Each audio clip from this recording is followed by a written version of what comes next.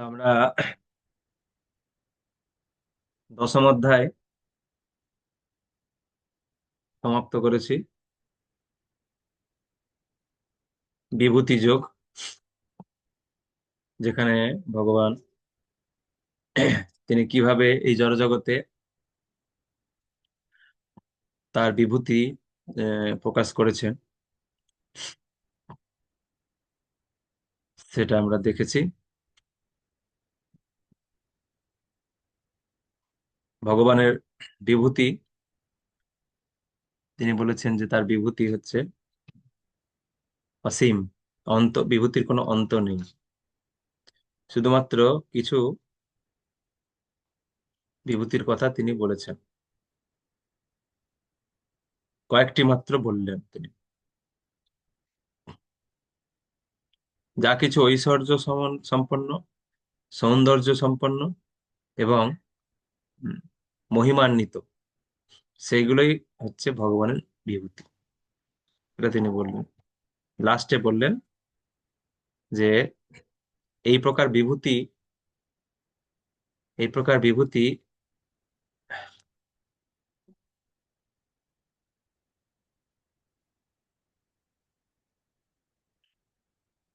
বলুন।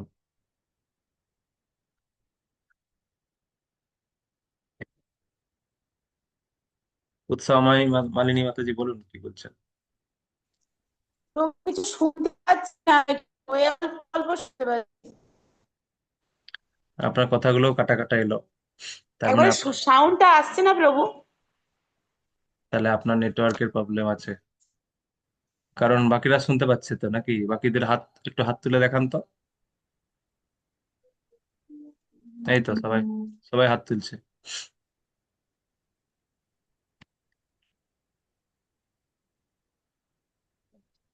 হরে কৃষ্ণ প্রভু প্রণাম। মানে শুনতে পাচ্ছেন সবাই?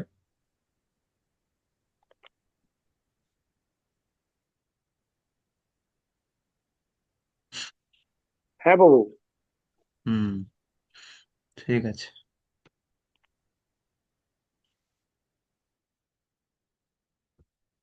তো লাস্ট শ্লোকে ভগবান বলছেন যে এত আমার বিভূতি সম্পর্কে জেনে লাভ নেই, জানো তো কেন?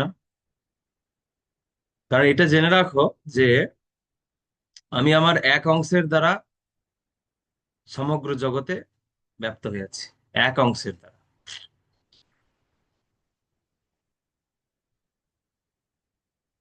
ভগবান বলছেন আমার এক অংশের দ্বারা, মানে একটা সামান্য অংশ নিয়ে তিনি এই জড় জগতে রয়েছেন।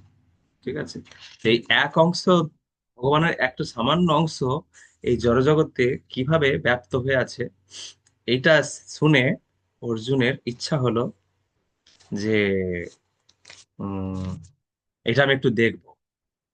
যা শুনলেন অর্জুন, যদিও ভগবান বললেন এত জ্ঞানের প্রয়োজন নেই বিভূতি সম্পর্কে, তারপরে অর্জুনের মনে হলো যে কিভাবে ভগবান এক অংশে, তার একটা অংশ কিভাবে এই জড়জগতে সারা বিশ্বে জুড়ে রয়েছে, এটা তিনি দেখতে চান। মানে যা যা বললেন ভগবান বিভূতিতে, তার যা যা বিভূতি, সেগুলো অর্জুন প্র্যাকটিক্যাল দেখতে চাইছেন। এতক্ষণ শুনলেন অডিও, এরপরে এবার এবার দেখবেন ভিডিও। অডিওটা শোনালেন ভগবান, অর্জুনের পোষালো না, উনি যে এবার ভিডিওটা দেখতে চাইছেন।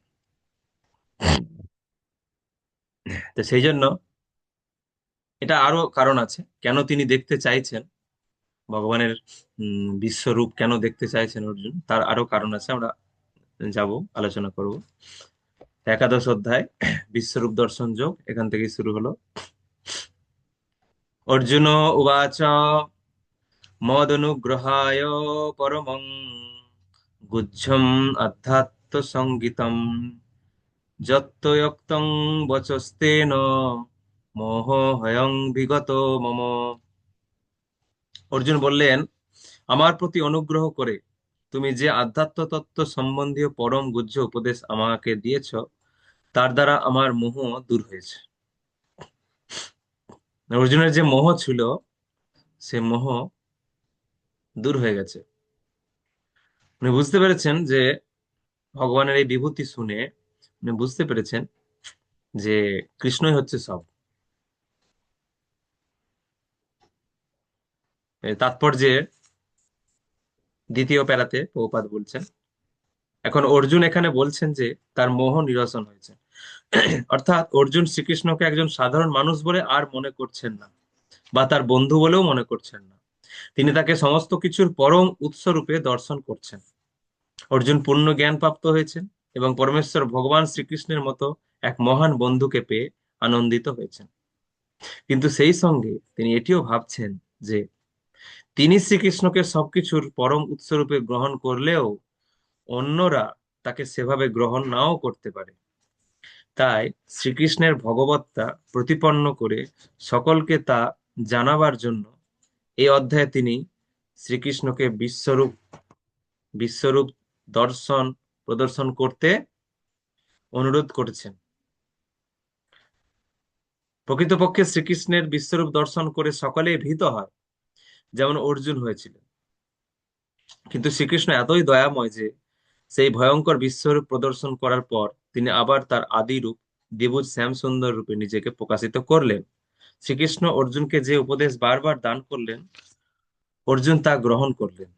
অর্জুনের মঙ্গলের জন্যই শ্রীকৃষ্ণ তাকে সবকিছু শোনালেন। তাই অর্জুনও তা শ্রীকৃষ্ণের কৃপারূপে গ্রহণ করলেন। এখন তিনি সর্বতোভাবে বুঝতে পারলেন যে শ্রীকৃষ্ণই সর্বকারণের পরম কারণ এবং পরমাত্মা রূপে তিনি সকলের হৃদয়ে বিরাজমান। তো অর্জুন নিজে বুঝতে পেরেছেন যে ভগবান হচ্ছে সাধারণ মানুষ নন বা তার বন্ধু নন। তিনি সমস্ত যা যা কিছু ঘটছে সমস্ত কারণের পরম কারণ হচ্ছে তিনি। কিন্তু সেটা তো সাধারণ মানুষ মেনে নাও নিতে পারে। অর্জুন বুঝলেন ঠিক আছে, কিন্তু সাধারণ মানুষ সেটা নাও মানতে পারে। তাই ভগবানের শোনা কথা সাধারণ মানুষ নাও বিশ্বাস করতে পারে। তাই ভগবান অর্জুন চাইলেন যে ভগবান শ্রীকৃষ্ণ সাধারণ মানুষের জন্য অন্তত পক্ষে বিশ্বরূপটা দেখান, যাতে তিনি যে সবকিছুর উৎস, সমস্ত কিছু যে তার থেকে সৃষ্টি হয়েছে, এইটা যেন সাধারণ মানুষ বিশ্বাস করে। সেই জন্য তাদের জন্য একটু বিশ্বরূপ দর্শনটা দরকার, বিশ্বরূপটা দেখানোর দরকার ভগবানের। যদিও সাধারণ মানুষ কেউই ভগবানের বিশ্বরূপ দেখতে পাবে না, অর্জুনই বিশ্বরূপ দেখতে পাবে। তারপরেও অর্জুন যে বিশ্বরূপ দেখলেন এটা সাধারণ মানুষ জানতে পারবে। না হলে বলবে যে তুমি বন্ধু তো, তাই তোমাকে বলেছে। তুমি বন্ধু, তুমি ভগবান কৃষ্ণকে ভগবান হিসেবে স্বীকার করতে পারো, কিন্তু আমরা তো আর তার বন্ধু নই। তাই আমরা আহ, কৃষ্ণকে সমস্ত কিছুর উৎস বলে স্বীকার করতে পারবো না। সেই জন্য সে বন্ধু যে অর্জুন সেই জন্য দেখাতে চাইছেন যে উনি আমার সাধারণ বন্ধু নন, উনি হচ্ছেন সমস্ত কিছুর মালিক।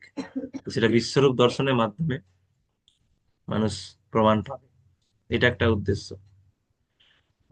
ভবাপ্যয়ো হি ভূতানাং শ্রুতৌ বিস্তরসো ময়া তত্ত্বঃ কমলপত্রাক্ষ মহাত্মমপি চ অব্যয়ম। হে পদ্মলোচন, সর্বভূতের উৎপত্তি ও প্রলয় সম্বন্ধে তোমার কাছ থেকে বিস্তারিতভাবে আমি শ্রবণ করেছি এবং তোমার অব্যয় মাহাত্ম্য উপলব্ধি করতে পেরেছি। এবমেতদ্ যথার্থতমাত্মানং পরমেশ্বর দ্রষ্টুমিচ্ছামি তে রূপম ঐশ্বরং পুরুষোত্তম। হে পরমেশ্বর, তোমার সম্বন্ধে তুমি যে রূপ বলেছ, আমার সম্মুখে তোমাকে সেভাবেই দেখতে পাচ্ছি। তবুও হে পুরুষোত্তম, তুমি যেভাবে এই সৃষ্টিতে প্রবেশ করেছ, আমি তোমার সেই ঐশ্বর্য রূপ দেখতে ইচ্ছা করি।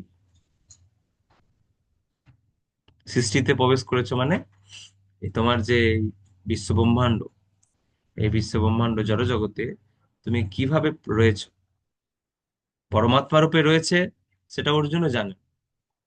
ভগবান পরমাত্মা রূপে রয়েছেন অর্জুন জানেন, কিন্তু সেটা কিভাবে আছে ওটা একটু দেখতে চাইছেন। কিভাবে তুমি সৃষ্টিতে প্রবেশ করেছো, আমি তোমার সেই ঐশ্বর্য রূপ দেখতে ইচ্ছা করি।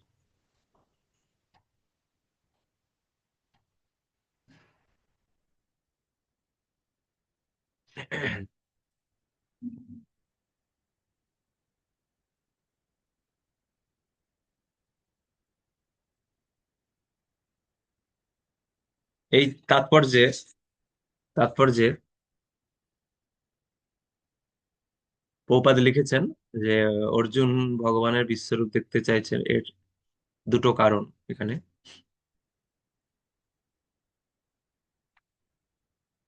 এখানে সেটা ব্যাখ্যা করা হয়েছে তাৎপর্য। ভগবান বলেছেন, একজন পড়ুন।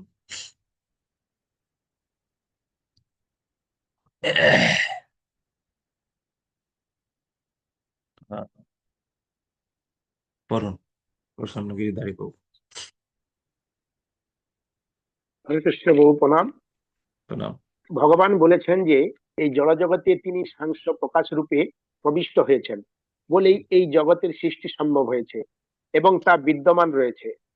শ্রীকৃষ্ণের এই কথা শুনে অর্জুন অনুপ্রাণিত হয়েছেন, কিন্তু অর্জুনের মনে সংশয় দেখা দিল যে আগামী দিনের মানুষেরা হয়তো শ্রীকৃষ্ণকে একজন সাধারণ মানুষ বলে মনে করতে পারে। তাই তাদের হৃদয়ে শ্রীকৃষ্ণের ভগবৎ সম্বন্ধে দৃঢ় প্রত্যয় উৎপাদন করবার জন্য তিনি ভগবান শ্রীকৃষ্ণের বিশ্বরূপ দেখতে চাইলেন। তিনি দেখতে চাইলেন এই জগৎ থেকে সম্পূর্ণ ভিন্ন হওয়া সত্ত্বেও শ্রীকৃষ্ণ কিভাবে এই জগতের অভ্যন্তরে সমস্ত কর্ম পরিচালনা করছেন। এখানে অর্জুন যে পরমেশ্বর ভগবানকে পুরুষোত্তম বলে সম্বোধন করেছেন সেটিও তাৎপর্যপূর্ণ। যেহেতু শ্রীকৃষ্ণ হচ্ছেন পরম পুরুষোত্তম ভগবান, তাই তিনি অর্জুনের অন্তরেও বিরাজমান। সুতরাং অর্জুনের হৃদয়ে সমস্ত বাসনার কথা তিনি জানতেন এবং তিনি এটিও জানতেন যে তার বিশ্বরূপ দর্শন করার কোনো বিশেষ বাসনা অর্জুনের ছিল না, কারণ তার দ্বিভুজ শ্যামসুন্দর রূপ দর্শন করেই অর্জুন পূর্ণমাত্রায় তৃপ্ত ছিলেন। কিন্তু তিনি জানতেন যে অন্যদের হৃদয়ে বিশ্বাস উৎপাদন করবার জন্যই অর্জুন তার বিশ্বরূপ দর্শন করতে চাইছিলেন। ভগবানের ভগবদ্গীতা সম্বন্ধে অর্জুনের আর কোন রকম সন্দেহ ছিল না, তাই তার নিজের মনের সন্দেহ নিরসন করার জন্য তিনি ভগবানের বিশ্বরূপ দর্শন করতে চাননি। শ্রীকৃষ্ণ আরো জানতেন যে অর্জুন তার বিশ্বরূপ দর্শন করতে চাইছিলেন একটি নীতির প্রতিষ্ঠা করবার জন্য, কারণ পরবর্তীকালে বহু ভণ্ড নিজেদেরকে ভগবানের অবতার বলে প্রতিপন্ন করবার চেষ্টা করবে। সুতরাং মানুষকে সাবধান করতে হবে। তাই অর্জুন শিক্ষা দিয়ে গেলেন, কেউ যদি নিজেদেরকে ভগবান বলে প্রতিপন্ন করতে চায় তাহলে সেই দাবির যথার্থ সুষ্ঠুভাবে প্রতিপন্ন করবার জন্য তাকে বিশ্বরূপ দেখাতে হবে। হরি বল। তাহলে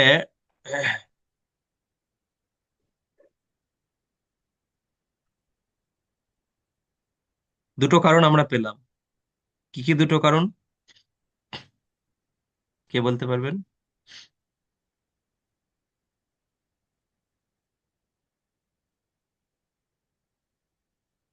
দুটো কারণ কি কি?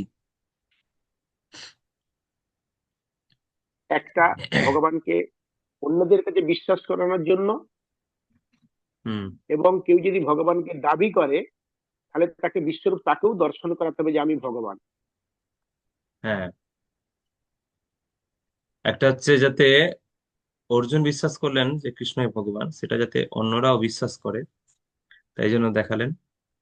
আর যারা নিজেদেরকে, বিশ্বাস তো দূরের কথা, নিজেদেরকে ভগবান মনে করেন,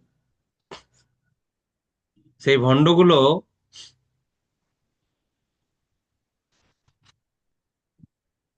যাতে নিজেদের ভগবান প্রমাণ করার জন্য বিশ্বরূপ দেখাতে পারে, সেটা যাচাই করার একটা জায়গা থাকে। এই জন্য এটা নীতি প্রতিষ্ঠা করতে চাইছেন, যে যারা আগামীতে নিজেদেরকে ভগবান বলবে তারাও যেন এরকম কৃষ্ণের মতো বিশ্বরূপ দেখাতে প্রস্তুত থাকে।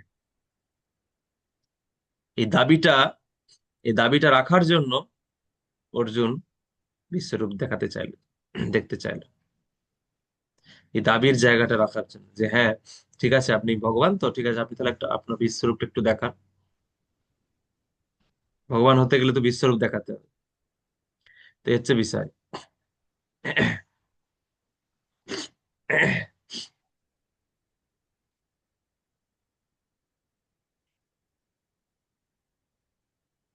আপনাদের গ্রুপে দিয়েছি, দেখে নেবেন এই দুটো কারণ। বিশ্বরূপ দর্শন করতে চেয়েছেন অর্জুন, তার এই দুটো কারণ। এক হচ্ছে কৃষ্ণই যে ভগবান সেটা জগৎবাসীকে জানানোর জন্য, প্রমাণ করানোর জন্য। আর দুই হচ্ছে যারা নিজেকে ভগবান বলে তারা যাতে বিশ্বরূপ দেখাতে প্রস্তুত থাকে, বিশ্বরূপ দেখিয়ে তারা যাতে নিজেদের ভগবত্তা প্রমাণ করে, এই নীতিটা তৈরি করার জন্য। এই দুটো কারণ অর্জুন এখানে প্রপাত বললেন।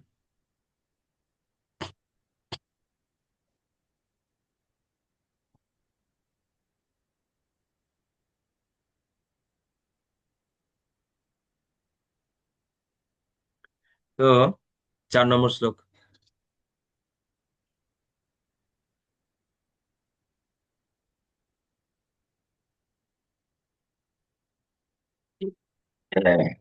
আর একটা কারণ আছে, সেটা আমরা পরে বলবো।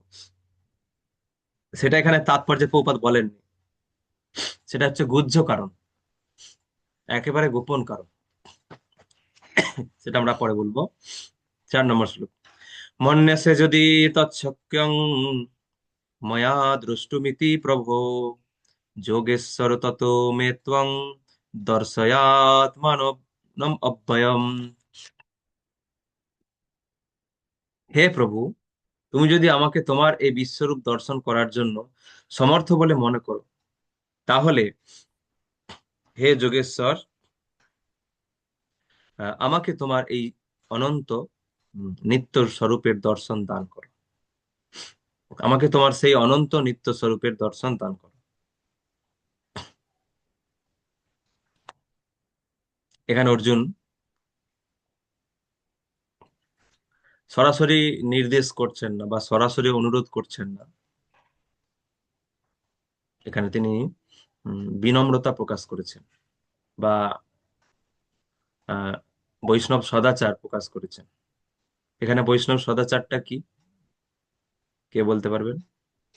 এর ভিতরে একটা বৈষ্ণব সদাচার রয়েছে, কি সেটা?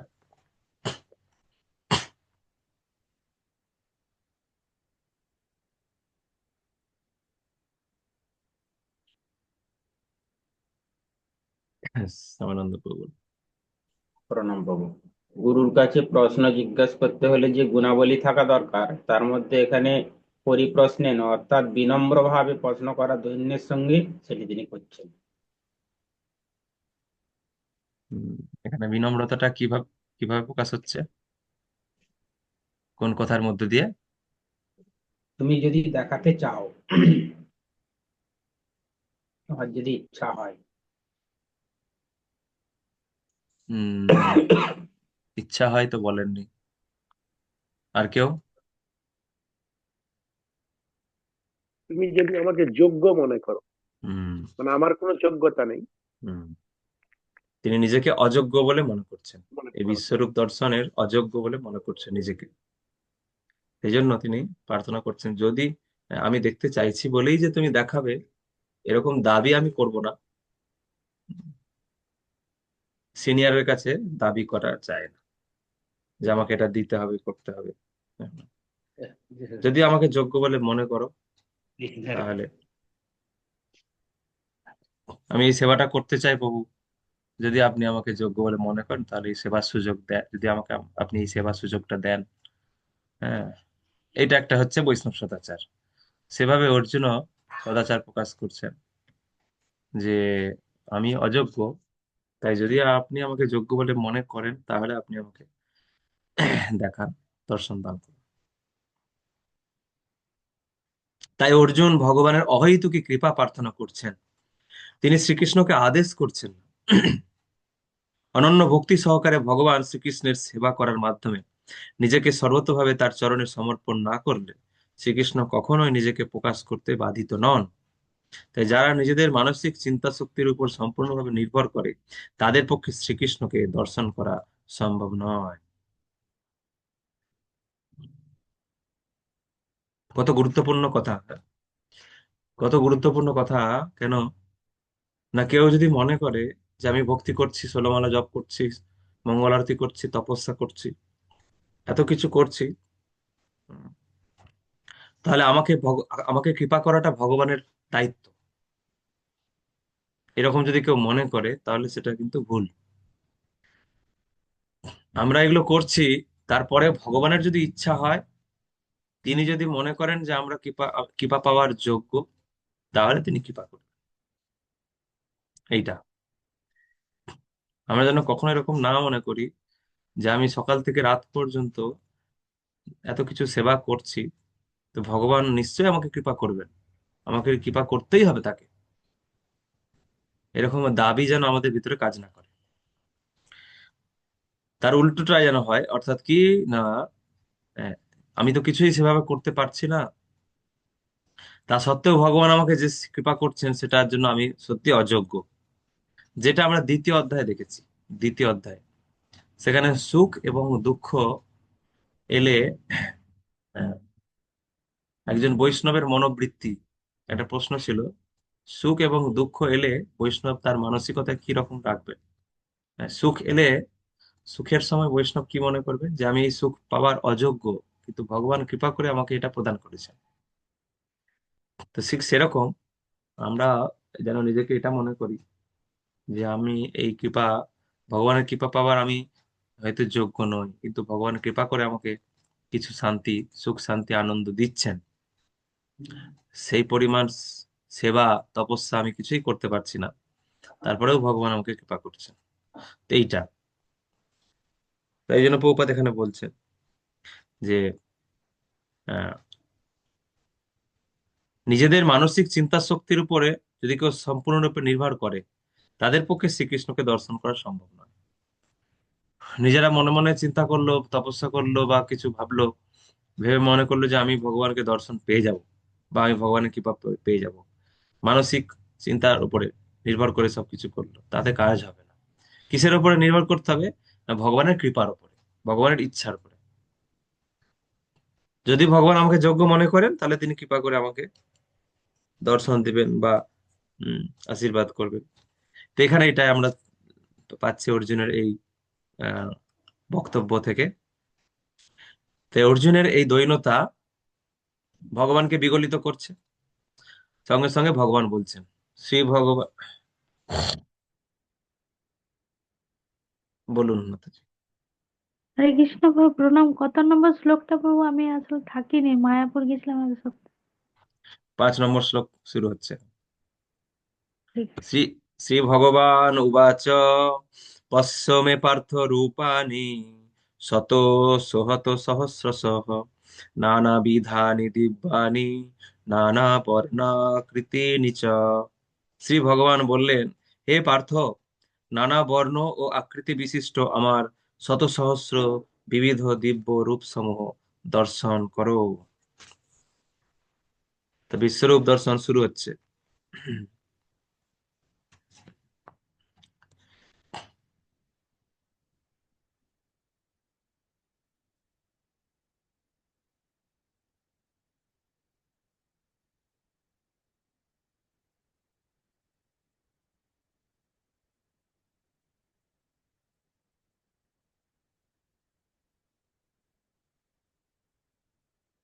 তাৎপর্যে প্রভুপাদ বলছেন যে এই বিশ্বরূপটা কিন্তু নিত্য নয়, এটা অনিত্য। এই বিশ্বরূপটা এই জড়জগতের পরিপ্রেক্ষিতে ভগবান দেখাচ্ছেন। এটা চিন্ময় জগতে এই বিশ্বরূপ নেই, বা চিন্ময় জগতে এই বিশ্বরূপটা নিত্য নয়। এটা বলছেন যে শ্রীকৃষ্ণের অন্যান্য প্রকাশের মতো তার এই রূপ চিদাকাশে নিত্য বিরাজমান নয়। শ্রীকৃষ্ণের এই বিশ্বরূপ, এই জড়া প্রকৃতি যেমন ব্যক্ত এবং অব্যক্ত হয়, তেমনি শ্রীকৃষ্ণের এই বিশ্বরূপও প্রকট হয় এবং অপ্রকট হয়। জড়জগৎ যেমন প্রকাশিত হয়, আবার ব্রহ্মার একদিন শেষ, 100 বছর শেষ হলে, আয়ু শেষ হলে এই ব্রহ্মাণ্ডটা যেমন প্রলয় হয়, তো সেরকম বিশ্বরূপও কখনো প্রকট হয়, কখনো অপ্রকট হয়। আর এই বিশ্বরূপটা হচ্ছে এই জড়জগতের জন্য। চিন্ময় জগতে এই বিশ্বরূপটা ভগবান দেখান না, মানে এটা অনিত্য, এটা নিত্য রূপ নয়, অনিত্য রূপ, যেটা জড়জগতে কেবলমাত্র ভগবান প্রদর্শন করে থাকে। তার কি কি আছে, এখানে কি কি বললেন, না নানা বর্ণ ও আকৃতি বিশিষ্ট শত সহস্র বিবিধ দিব্য রূপ, অনেক রকম কালার, অনেক রকম আকার, বিভিন্ন আকারের রূপ দেখাচ্ছেন। 101 হাজার হাজার ধরনের। তাহলে আরেকটা কি এখান থেকে বোঝা যাচ্ছে যে নানা বর্ণ ও আকৃতি বিশিষ্ট, তার মানে বিশ্বরূপটা কিন্তু নিরাকার নয়। অনেকে আবার বলে, অনেক সংস্থা সম্প্রদায় তারা বলে বিশ্বরূপটা হচ্ছে নিরাকার রূপ। কোথায় নিরাকার? এখানে ভগবান তো দেখাচ্ছেন যে বিশ্বরূপটা নিরাকার নয়, আকৃতি রয়েছে, আকার রয়েছে। বিশ্বরূপটা সারা জড়জগৎ জুড়ে রয়েছে, সারা জড়জগৎ জুড়ে ব্যাপ্ত, কিন্তু তা বলে নিরাকার নয়। কেউ অনেকে বলে, অন্যান্য সংস্থা তারা বলে সারা জগৎ জুড়ে যদি ভগবানের বিশ্বরূপ যদি সারা জগৎ জুড়ে ব্যাপ্ত থাকবে, তার মানে ভগবান সারা জগতে মিশে গেছেন, তার আর কোনো আকার নেই। সারা জগৎ জুড়ে তিনি ব্যক্ত বলতে সারা জগৎ জুড়ে তিনি বিলীন হয়ে গেছেন তার দেহটা, সেই জন্য নিরাকার। কিন্তু মোটেও না। এখানে ভগবান বললেন যে নানা বর্ণ ও আকৃতি বিশিষ্ট আমার শত সহস্র বিবিধ দিব্য রূপ দর্শন কর। তার মানে ভগবানের আকার আছে। আর কি? পশ্চাদিত্যান বসুন রুদ্রা পশ্চিন মরুতস্তথা বহুন্য দৃষ্ট পূর্বাণি পশ্চাশ্চর্যানি ভারত। হে ভারত, সমস্ত আদিত্য, বসু, রুদ্র, অশ্বিনী কুমার, মরুত এবং পূর্বে অদৃষ্ট অনেক আশ্চর্য রূপ সমূহ দেখো।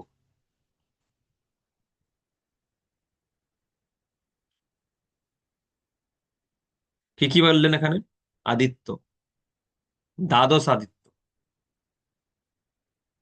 যারা অদিতির গর্ভ থেকে জন্মগ্রহণ করেছেন। 12 12 প্রকারের আদিত্য, দেবতার সমতুল্য এরা। আর কি? অষ্টবসু আছেন, রুদ্র, একাদশ রুদ্র, আর হচ্ছে অশ্বিনী কুমার, দয়, দুজন অশ্বিনী কুমার। এই দ্বাদশ আদিত্য, অষ্টবসু, 12 আর 8 20, রুদ্র হচ্ছে 11, 11 জন রুদ্র, 20 আর 11 31, আর দুজন অশ্বিনী কুমার 33। 33 প্রকার দেবতা রয়েছে। আচ্ছা, তারপরে আবার মরুত আছে, মরুত 49 প্রকারের মরুত আছে। এনাদেরকে সবাইকে দেবতাদের মধ্যে ফেলা হয়। তার মধ্যে এই মুখ্য, প্রথম যে বলা হলো 33 প্রকারের, মুখ্য মুখ্য দেবতা। তা পূর্বে অদৃষ্ট অনেক আশ্চর্য রূপ সমূহ দেখো, এগুলো সব দেখালেন ভগবান অর্জুনকে।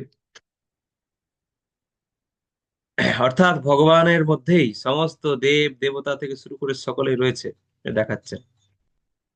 ইহৈকস্থং জগৎ কৃৎস্নং পশ্যদা সচরাচরম মম দেহে গুড়াকেশ যচ্ছান্ন দ্রষ্টুমিচ্ছসি। হে গুড়াকেশ, আমার এই বিরাট দেহে একত্রে অবস্থিত সমগ্র স্থাবর জঙ্গমাত্মক বিশ্ব এবং অন্য যা কিছু দেখতে ইচ্ছা করো তা এক্ষণে দর্শন করো। বিরাট দেহে একত্রে অবস্থিত সমস্ত স্থাবর জঙ্গম যা কিছু দেখাচ্ছে তিনি। এক জায়গায় বসে কেউ এই সমগ্র ব্রহ্মাণ্ড দর্শন করতে পারে না। এমনকি সর্বশ্রেষ্ঠ উন্নত বৈজ্ঞানিকেরাও এই ব্রহ্মাণ্ডের অন্যান্য অংশে কোথায় কি হচ্ছে তা দেখতে পারে না। কিন্তু অর্জুনের মতো ভক্ত বিশ্ব ব্রহ্মাণ্ডের যে কোনো অংশে বিদ্যমান সবকিছুই দেখতে পাচ্ছেন। অতীত বর্তমান ভবিষ্যতের সবকিছু দেখার জন্য শ্রীকৃষ্ণ তাকে শক্তি প্রদান করেছেন। এভাবেই শ্রীকৃষ্ণের কৃপার ফলে অর্জুন সবকিছু দেখতে সমর্থ হয়েছিলেন। ঠিক আছে? তার মানে এই ব্রহ্মাণ্ডের যে সবকিছু তা দেখাচ্ছেন তা নয়, শুধু অন্যান্য ব্রহ্মাণ্ডে কোথায় কি হচ্ছে, অন্যান্য লোকে, উচ্চ লোক নিম্ন লোকে কোথায় কারা আছে, কিভাবে আছে, কি করছে, এবং অন্যান্য ব্রহ্মাণ্ডেও কি হচ্ছে, সব দেখাচ্ছেন এখানে। অর্থাৎ এই জড়জগৎটা তো আর একটা ব্রহ্মাণ্ড নিয়ে নয়, অনন্ত কোটি কোটি ব্রহ্মাণ্ড নিয়ে তৈরি। এই সমস্ত কিছু ভগবান দেখাচ্ছেন ভিডিওর মাধ্যমে অর্জুনকে। তাহলে এটা দেখার জন্য কি সাধারণ চক্ষু দিয়ে দেখা যাবে? সাধারণ চক্ষু দিয়ে এটা দেখা সম্ভব না। আমরা এখন বিজ্ঞান অনেকটা উন্নত হয়েছে। আপনি বাড়িতে বসে কোনো অ্যাপস আছে, সে অ্যাপস ডাউনলোড করলে আহ, কোনো নির্দিষ্ট স্থানকে আপনি দেখতে পাবেন স্যাটেলাইটের মাধ্যমে। এমনকি সেখানে অলি গলি, সেখানে কি কি বাড়ি আছে, আপনার আত্মীয় স্বজনের বাড়ি, সবকিছু দেখতে পাবেন সেই অ্যাপস ডাউনলোড করলে। অ্যাপস ডাউনলোড করে আপনাকে ম্যাপ দিয়ে ম্যাপের সেই সেই জায়গাটায় আপনাকে সার্চ করতে হবে। তাহলে সেই জায়গায় আপনার আত্মীয় স্বজনের বাড়ি, হ্যাঁ, সেটা আপনি দেখতে পাবেন। তার আশেপাশে অলিগলি রাস্তা সব দেখতে পাবেন পরিষ্কার। সেরকম বিজ্ঞান প্রযুক্তিবিদ্যা উন্নত হয়েছে এখন, কিন্তু সেটা হয়তো এই সারা পৃথিবীর মধ্যে কোথায় কি হচ্ছে সেইটুকু দেখতে পারবে। তো এই পৃথিবীর বাইরে অন্য লোকে কোথায় কি হচ্ছে সেটা তো দেখা যাবে না। সেরকম এখনো প্রযুক্তিবিদ্যা উন্নত হয়নি। কিন্তু অর্জুনকে ভগবান এমন দৃষ্টি দিলেন যে অর্জুন কোন রকম প্রযুক্তিবিদ্যা ছাড়া সেটা দেখতে পাচ্ছে। ন তু মাং শক্যসে দ্রষ্টুম অনেনৈব চক্ষুষা দিব্যং দদামি তে চক্ষু পশ্য মে যোগমৈশ্বরম। কিন্তু তুমি তোমার নিজের চক্ষুর দ্বারা আমাকে দর্শন করতে সক্ষম হবে না, তাই আমি তোমাকে দিব্য চক্ষু প্রদান করছি। তুমি আমার অচিন্ত্য যোগ ঐশ্বর্য দর্শন করো। তাহলে এতক্ষণ বললেন যে তুমি আমার এই এই রূপ দর্শন করো, যে তারপর বলছেন এই চোখ দিয়ে তুমি দেখতে পাবে না, তোমাকে আমি দিব্য চক্ষু প্রদান করছি, তুমি আমার অচিন্ত্য যোগ ঐশ্বর্য দর্শন করো।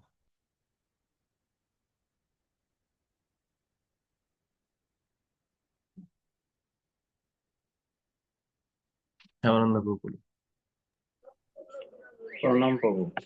এখানে 6 নম্বর শ্লোকে যে দেবতাদের কথা বলা হয়েছে, তাহলে মোট দেবতা 33 কোটি, বলতে 33 প্রকার এইভাবে হ্যাঁ, বোঝানো হয়েছে। হ্যাঁ, হ্যাঁ, 33 প্রকার। কোটি শব্দের একটা অর্থ প্রকার। কোথাও কোথাও কিন্তু আবার এখানে লেখা আছে, কোথাও কোথাও আবার লেখা আছে 33 কোটি দেবতাও আছে, এরকম লেখা আছে উপাদের ভাগবতের। মরুদগণকে কি দেবতা বলে গণ্য করা হচ্ছে না? মুখ্য দেবতা বলা হচ্ছে না, 49 জন মরুত যারা আছে মুখ্য দেবতা তাদেরকে বলা হচ্ছে না, এই 33 জনকে মুখ্য দেবতা বলা হচ্ছে।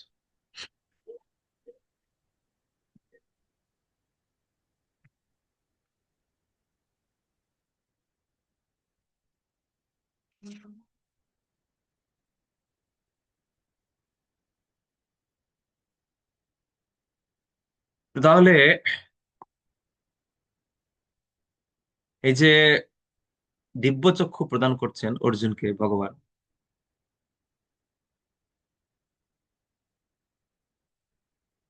তাহলে এখন আপনারা বলুন, অর্জুন তো এতক্ষণ ভগবানকে দর্শন করছিলেন,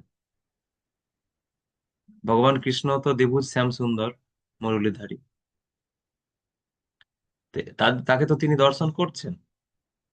তাহলে যে দৃষ্টি দিয়ে স্বয়ং ভগবান শ্রীকৃষ্ণকে অর্জুন এতক্ষণ দর্শন করছেন, সেই দৃষ্টিটা কি বিশ্বরূপ দর্শনের জন্য উপযুক্ত নয়?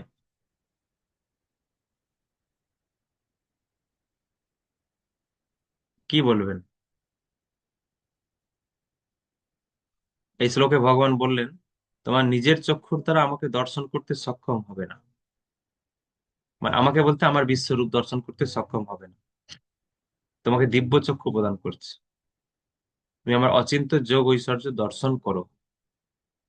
তাহলে অর্জুন এতক্ষণ ভগবানকে যে চোখ দিয়ে দর্শন করছিলেন সাক্ষাৎ শ্যাম সুন্দর মুরলীধারী কৃষ্ণকে, সেই চক্ষুটা কি বিশ্বরূপ দর্শনের জন্য যোগ্য নয়?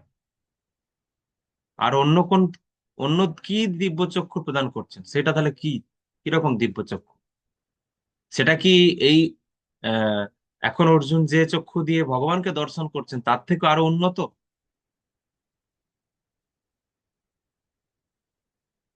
বলুন।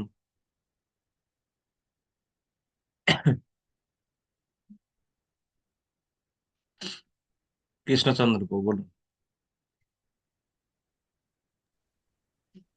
হরে কৃষ্ণ প্রভু। যেহেতু যে দিব্য চক্ষু দিয়ে ভগবানকে অর্জুন দর্শন করতেন, সেটা হচ্ছে ভগবানের দ্বিভুজ মুরলীমোহন রূপ। সেই রূপে তিনি সেই দিব্য চক্ষু দেখতেন, কিন্তু এই জড়জাগতিক যে বিশ্বরূপ দেখাচ্ছেন, তিনি সমস্ত ব্রহ্মাণ্ডের সমস্ত মূর্তি বা বিভিন্ন আশ্চর্যজনক বিভিন্ন মূর্তি প্রকাশ ঘটছে তাকে দেখে যাতে অর্জুন না ভয় পেয়ে যায়, তার জন্য উনি আহ, এই জড়জাগতিক ভাবে দিব্যচক্ষু দান করছে। সেই দিব্যচক্ষুটা দ্বারা যেটা ভগবানকে দর্শন করতেন, সেই দিব্যচক্ষুর এটা নিম্ন মানের হবে, এটা উন্নত হবে না বলে মনে হচ্ছে।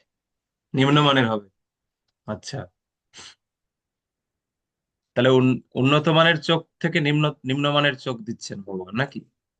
মানে দিব্যচক্ষুটা আর কি, যেটা হুম। মানে জড়জাগতিক ভাবে এটা দর্শন করে, যেটা ভয়ে ভীত হয়ে যাওয়ার ভয়ে হুম। যাতে না হয়, তার জন্য উনি দান করছেন ভগবান। আচ্ছা, ঠিক আছে। শ্যামানন্দ বাবু। প্রণাম প্রভু। ভগবানকে যদিও তিনি দ্বিভুজ মুরলীধর রূপে দর্শন করছেন, কিন্তু তাহলেও তিনি সমস্ত জগতের কাছে যেহেতু প্রতিপন্ন করতে চাইছেন, কাজেই দেখার দৃষ্টিভঙ্গি পরিবর্তন করাটা এখানে দিব্যচক্ষু হিসেবে বলা হয়েছে। অর্থাৎ ভগবানকে দেখার দৃষ্টিভঙ্গি একটা আলাদা, আর বিশ্বরূপ দেখার দৃষ্টিভঙ্গি একটা আলাদা। এক্ষেত্রে দিব্যচক্ষুটা এই অর্থেই ধরতে হবে। কিন্তু এখানে তো ভগবান দৃষ্টিভঙ্গির কথা বলছেন না, তিনি বলছেন তোমার নিজের চক্ষুর দ্বারা আমাকে দর্শন করতে সক্ষম হবে না, তোমার নিজের চক্ষুর দ্বারা আমাকে দেখতে পাবে না, তোমাকে দিব্য চক্ষু দিলে তাহলে দেখতে পাবে। এখানে এই অর্থটা ভগবানকে তো অর্জুন তার সখা রূপে দেখতে অভ্যস্ত, সেই দৃষ্টিভঙ্গির কথা হিসেবে বলছেন। কিন্তু অর্জুন তো বললেন যে আমি বুঝতে পেরেছি যে আপনি হচ্ছে সর্বকারণের পরম কারণ, এটা তো অর্জুন স্বীকার করেছেন। তার মানে অর্জুন ভগবানকে বিশ্বব্রহ্মাণ্ডের মালিক রূপেই তো দর্শন করলেন, ভগবান রূপে দর্শন করলেন। সেই চক্ষু থেকে আবার দিব্য চক্ষু। সোমা বেরা মাতাজি। হরে কৃষ্ণ প্রভু প্রণাম। বলছি অর্জুন জড়জাগতিক ক্লেশ থেকে সম্পূর্ণ মুক্ত নয়, উনি বুঝতে পেরেছেন, কিন্তু নিজে এখনো মুক্ত হয়, ভগবান বুঝতে পেরেছেন যে উনি মুক্ত হতে পারেননি, দ্বিগুণাতীত হতে পারেননি, সেই জন্য উনি ওনাকে দিব্যচক্ষু দিতে চাইছেন। হম। কিন্তু ভগবানকে দর্শন করছেন মানে তো চিন্ময় চক্ষু তো তার হয়ে গেছে, নাহলে ভগবানকে দর্শন করছেন কি করে? দ্বিভুজ মুরলীধারী শ্রীকৃষ্ণকে দর্শন করছেন মানে তার আর কি দৃষ্টির প্রয়োজন? মনের মধ্যে যদি কিছু থাকে সেটা তো ভগবানের ইচ্ছায়। প্রথম থেকেই ভগবান অর্জুনকে মানে 1 নম্বর অধ্যায়ে অর্জুনকে মোহগ্রস্ত করিয়েছেন। হ্যাঁ, অর্জুনের চিন্ময় দৃষ্টিটা প্রথম থেকে আছে, কিন্তু অর্জুনকে ভগবান মোহগ্রস্ত করিয়েছেন, করিয়ে তারপরে এই শুরু হয়ে এত কিছু চলছে। অর্জুন এখন বুঝতে পেরেছেন, মোহটা কেটেছে, তাহলে অর্জুনের দৃষ্টিটা তো সম্পূর্ণ চিন্ময় হয়ে আছে। এখানে তার অর্জুনের মধ্যে কোন রকম কলুষতা থাকতে পারে না। হুম। উৎপল পদ মাধব বাবু। হরে কৃষ্ণ বুঝি ভগবান অর্জুনের মধ্যে দিয়ে এখানে একটা পরম্পরা সূচনা করছিলেন, করছে আর কি। সেই জন্য ভগবদ্গীতার এমন কথা বলছি। কি পরম্পরা? যে গুরু পরম্পরা, যে পরম্পরার মধ্য দিয়ে ভগবত তত্ত্বজ্ঞান সবাই উপলব্ধি করে, সেই পরম্পরা সূচনা করার জন্য ভগবান এভাবে বলছে। না, দিব্য চক্ষুর মাধ্যমে কি পরম্পরা তিনি তৈরি করছেন এটা বুঝতে পারলাম না তো। তার দৃষ্টিটা এখানে ভগবান। প্রভুপাদ বলছে অর্জুনকে এই সমস্ত অবশ্যই সম্পন্ন করতে হতো, কারণ তিনি একটি পরম্পরা সূচনা করেছিলেন। হুম। যারা পরমেশ্বর ভগবান শ্রীকৃষ্ণকে জানবার জন্য ঐকান্তিক ভাবে আগ্রহী এবং যারা অর্জুনের পদাঙ্ক অনুসরণ করেছেন, তাদের জানা উচিত কেবল তত্ত্বগত ভাবে শ্রীকৃষ্ণ তার পরমেশ্বর প্রমাণ করেননি, কিন্তু পরমেশ্বর রূপে বাস্তবিকই নিজেকে প্রকাশ করে দেখিয়েছেন। সেটা তো বিশ্বরূপ দর্শন করাচ্ছেন ভগবান, তার কারণ সেটা তো আমরা বললাম যে বিশ্বরূপ দর্শনটা অর্জুন করতে চাইছেন, তার আরেকটা কারণ হচ্ছে যাতে পরম্পরা ধারায় মানুষ বুঝতে পারে যে হ্যাঁ উনি কৃষ্ণ হচ্ছে ভগবান। সেটা তো আলাদা টপিক, সেটা প্রভুপাদ এখানে উম, লিখেছেন। কিন্তু দৃষ্টিটা যে অর্জুনের ছিল সেটাকে ভগবান পরিবর্তন করছেন। এটা এই দৃষ্টিটা, যে দৃষ্টি দিয়ে ভগবানকে দর্শন করছেন অর্জুন, সেই দৃষ্টিটা দিয়ে বিশ্বরূপ দর্শন করতে পারবেন না। তাহলে কি রকম দৃষ্টি দিচ্ছেন ভগবান তাকে? ওইটা বলছি আর কি। প্রসন্ন গিরিধারী বাবু। হরে কৃষ্ণ প্রভু প্রণাম। এখন অর্জুন যেটা দেখছিলেন, তার বন্ধু যে দিব্য দৃষ্টি দিয়ে দেখছিলেন অর্জুন, তাকে সখা রূপে দেখছিলেন এবং হুম। বন্ধুর সমস্ত কথাই সে বিশ্বাস করেছিল। কিন্তু যে চোখ দিয়ে ভগবানকে দর্শন করা যায়, সেই চোখ আমাদের নেই। তাই আমরা অজ্ঞানের অন্ধকারে আচ্ছন্ন। তাই জড়জগতের মানুষকে, কারণ অর্জুন, ভগবান জেনেছিলেন যে অর্জুন নিজের জন্য করছে না, জড়জাগতিক মানুষের জন্য দেখতে চেয়েছেন, সবার জন্য। তাই অর্জুনকে সেই দৃশ্যটা বলার মাধ্যমে, দিব্য দৃষ্টি দিচ্ছি দেখো বলার মাধ্যমে, আমরাও যদি এই দিব্য দৃষ্টি যতক্ষণ না আমাদের মধ্যে আসবে, কারণ আমরা অজ্ঞানের অন্ধকারে আচ্ছন্ন হয়ে আছি, আমাদের দৃষ্টি সেরূপ নয়, তো সেই দৃষ্টি না পাওয়া পর্যন্ত আমরা ভগবানকে দর্শন করতে পারবো না। তাই ভগবান তাকে এই কথাটাই বলতে চাই, বুঝাতে চেয়েছেন বলার জন্য, যে দিব্য দৃষ্টি ছাড়া, কিন্তু অন্তর থেকে না আসলে ভগবানকে দর্শন করা যায় না। না, তাহলে অর্জুন এতক্ষণ তো ভগবানকেই দর্শন করছেন, তাহলে অর্জুন কি অজ্ঞানতার অন্ধকারে ও আছেন? সখারূপে দর্শন করছিলেন, হ্যাঁ, বন্ধু রূপে। সখা রূপে দর্শন করুক আর ভগবান রূপে দর্শন করুক, চিন্ময় চিন্ময় দৃষ্টি তো অর্জুনের রয়েছে, নাহলে শ্যামসুন্দর ভগবানকে দর্শন করছেন কি করে? কি রূপে দর্শন করছে এটা নয়, মানে দর্শন করতে সক্ষম হচ্ছেন, এটা হচ্ছে বিষয়। আর বিশ্বরূপটাকে দর্শন করতে সক্ষম হবেন না, অথচ কৃষ্ণকে দর্শন করতে সক্ষম হচ্ছেন, এইটা বলছি। প্রভু অজ্ঞান। ভগবানকে প্রমাণ দিতে চেয়েছেন। হ্যাঁ। ভগবান তাহলে প্রমাণ দিতে চেয়েছেন আমাদের কাছে, কি প্রমাণ? যে উনি যে বিশ্বরূপের কথা উনি এতক্ষণ বলে আসছেন, হুম। সেইটা মানে অর্জুনের মাধ্যমে আমাদের কাছে প্রমাণ দিয়েছেন, যাতে আমরা বিশ্বাসটা আরো দৃঢ়ভাবে করতে পারি। বুঝতে পারলাম না চাইছেন। প্রমাণটা কিসের প্রমাণ দিতে চেয়েছেন? ওই প্রমাণটা তো বিশ্বরূপ দর্শন করলে বিশ্বরূপটা, ওটা প্রমাণ দিচ্ছে, ঠিক আছে, কিন্তু বিভূতি, বিভূতি বলে। অর্জুনের এই দৃষ্টিটা কি দোষ করলো? আবার প্রশ্ন এখানে, অর্জুন এখন যে দৃষ্টি দিয়ে কৃষ্ণকে দেখছেন, এটা কি দোষ করলো যেটা বিশ্বরূপ দেখতে পাবে না? ভগবান সেই দৃষ্টিটাকে আবার পরিবর্তন করছেন, দিব্যচক্ষু দিতে চাইছেন, সেই দিব্যচক্ষুটা তাহলে কি? এখন অর্জুন যে দৃষ্টিতে রয়েছে তার থেকে উন্নত নাকি অনুন্নত, না কি রকম জিনিসটা? অনুপম গোপাল দাস বলুন। হরে কৃষ্ণ প্রভু প্রণাম। ভগবান কৃষ্ণ যে অর্জুনকে দিব্যচক্ষু দান করছেন, সেটা হচ্ছে উন্নত। কারণ এখানে লেখা আছে যে তুমি আমার অচিন্ত যোগ ঐশ্বর্য দর্শন করে, যেটা হচ্ছে চিন্তাধারার বাইরে, অচিন্ত। আর যে যোগ শক্তি, এই যোগ শক্তিকে দর্শন করতে হলে দিব্যচক্ষুর প্রয়োজন। তাহলে বলছেন এই এটা হচ্ছে আরো উন্নত, তাহলে ভগবানকে দর্শন করছেন যে চোখ দিয়ে, সেটা তাহলে আরো অনুন্নত কি করে হতে পারে? সাক্ষাৎ কৃষ্ণকে দর্শন করছেন, সেইটা, সেই দৃষ্টিটা কি করে অনুন্নত হতে পারে? এর থেকে আরো উন্নত দৃষ্টি কি করে হতে পারে? বুঝতে পারছেন? ওকে। যে দৃষ্টি দিয়ে কৃষ্ণকে দর্শন করছে সাক্ষাৎ, তার থেকে উন্নত দৃষ্টি। প্রেমাঞ্জন ছুরিত ভক্তি বিলোচনেন সন্ত সদৈব হৃদয়স বিলকয়ন্তি। কোথায় এখানে জয় শ্যাম সুন্দর। তাৎপর্যে প্রভুপাদ বলেছেন না বলেননি? তো যাই হোক, তো সেটা অনুন্নত কি করে হতে পারে এর থেকে? তারক জনার্দন প্রভু। হরে কৃষ্ণ বুঝি ধনুপ্রণাম। প্রণাম। আহ বিশ্বরূপে যে আহ, বিশ্বরূপ যখন ভগবান দেখাবেন, যে বিশ্বরূপের যে বিশ্বরূপটা যখন দেখাবেন, সেখান থেকে মানে অনেক তেজ প্রস্ফুলিত হয়, যেটা আহ আহ, দেখার জন্য এই রকম একটা অর্জুনের বর্তমান যে চক্ষু রয়েছে, সেই চক্ষু দ্বারা তিনি দর্শন করতে পারবেন যে তেজটা এরকম সেখান থেকে হবে। সেই জন্য তাকে উন্নত ধরনের, যাতে সেটাকে তিনি দেখতে মানে ইয়ে করতে পারেন। চিন্ময় দৃষ্টির থেকে আর কি উন্নত হতে পারে?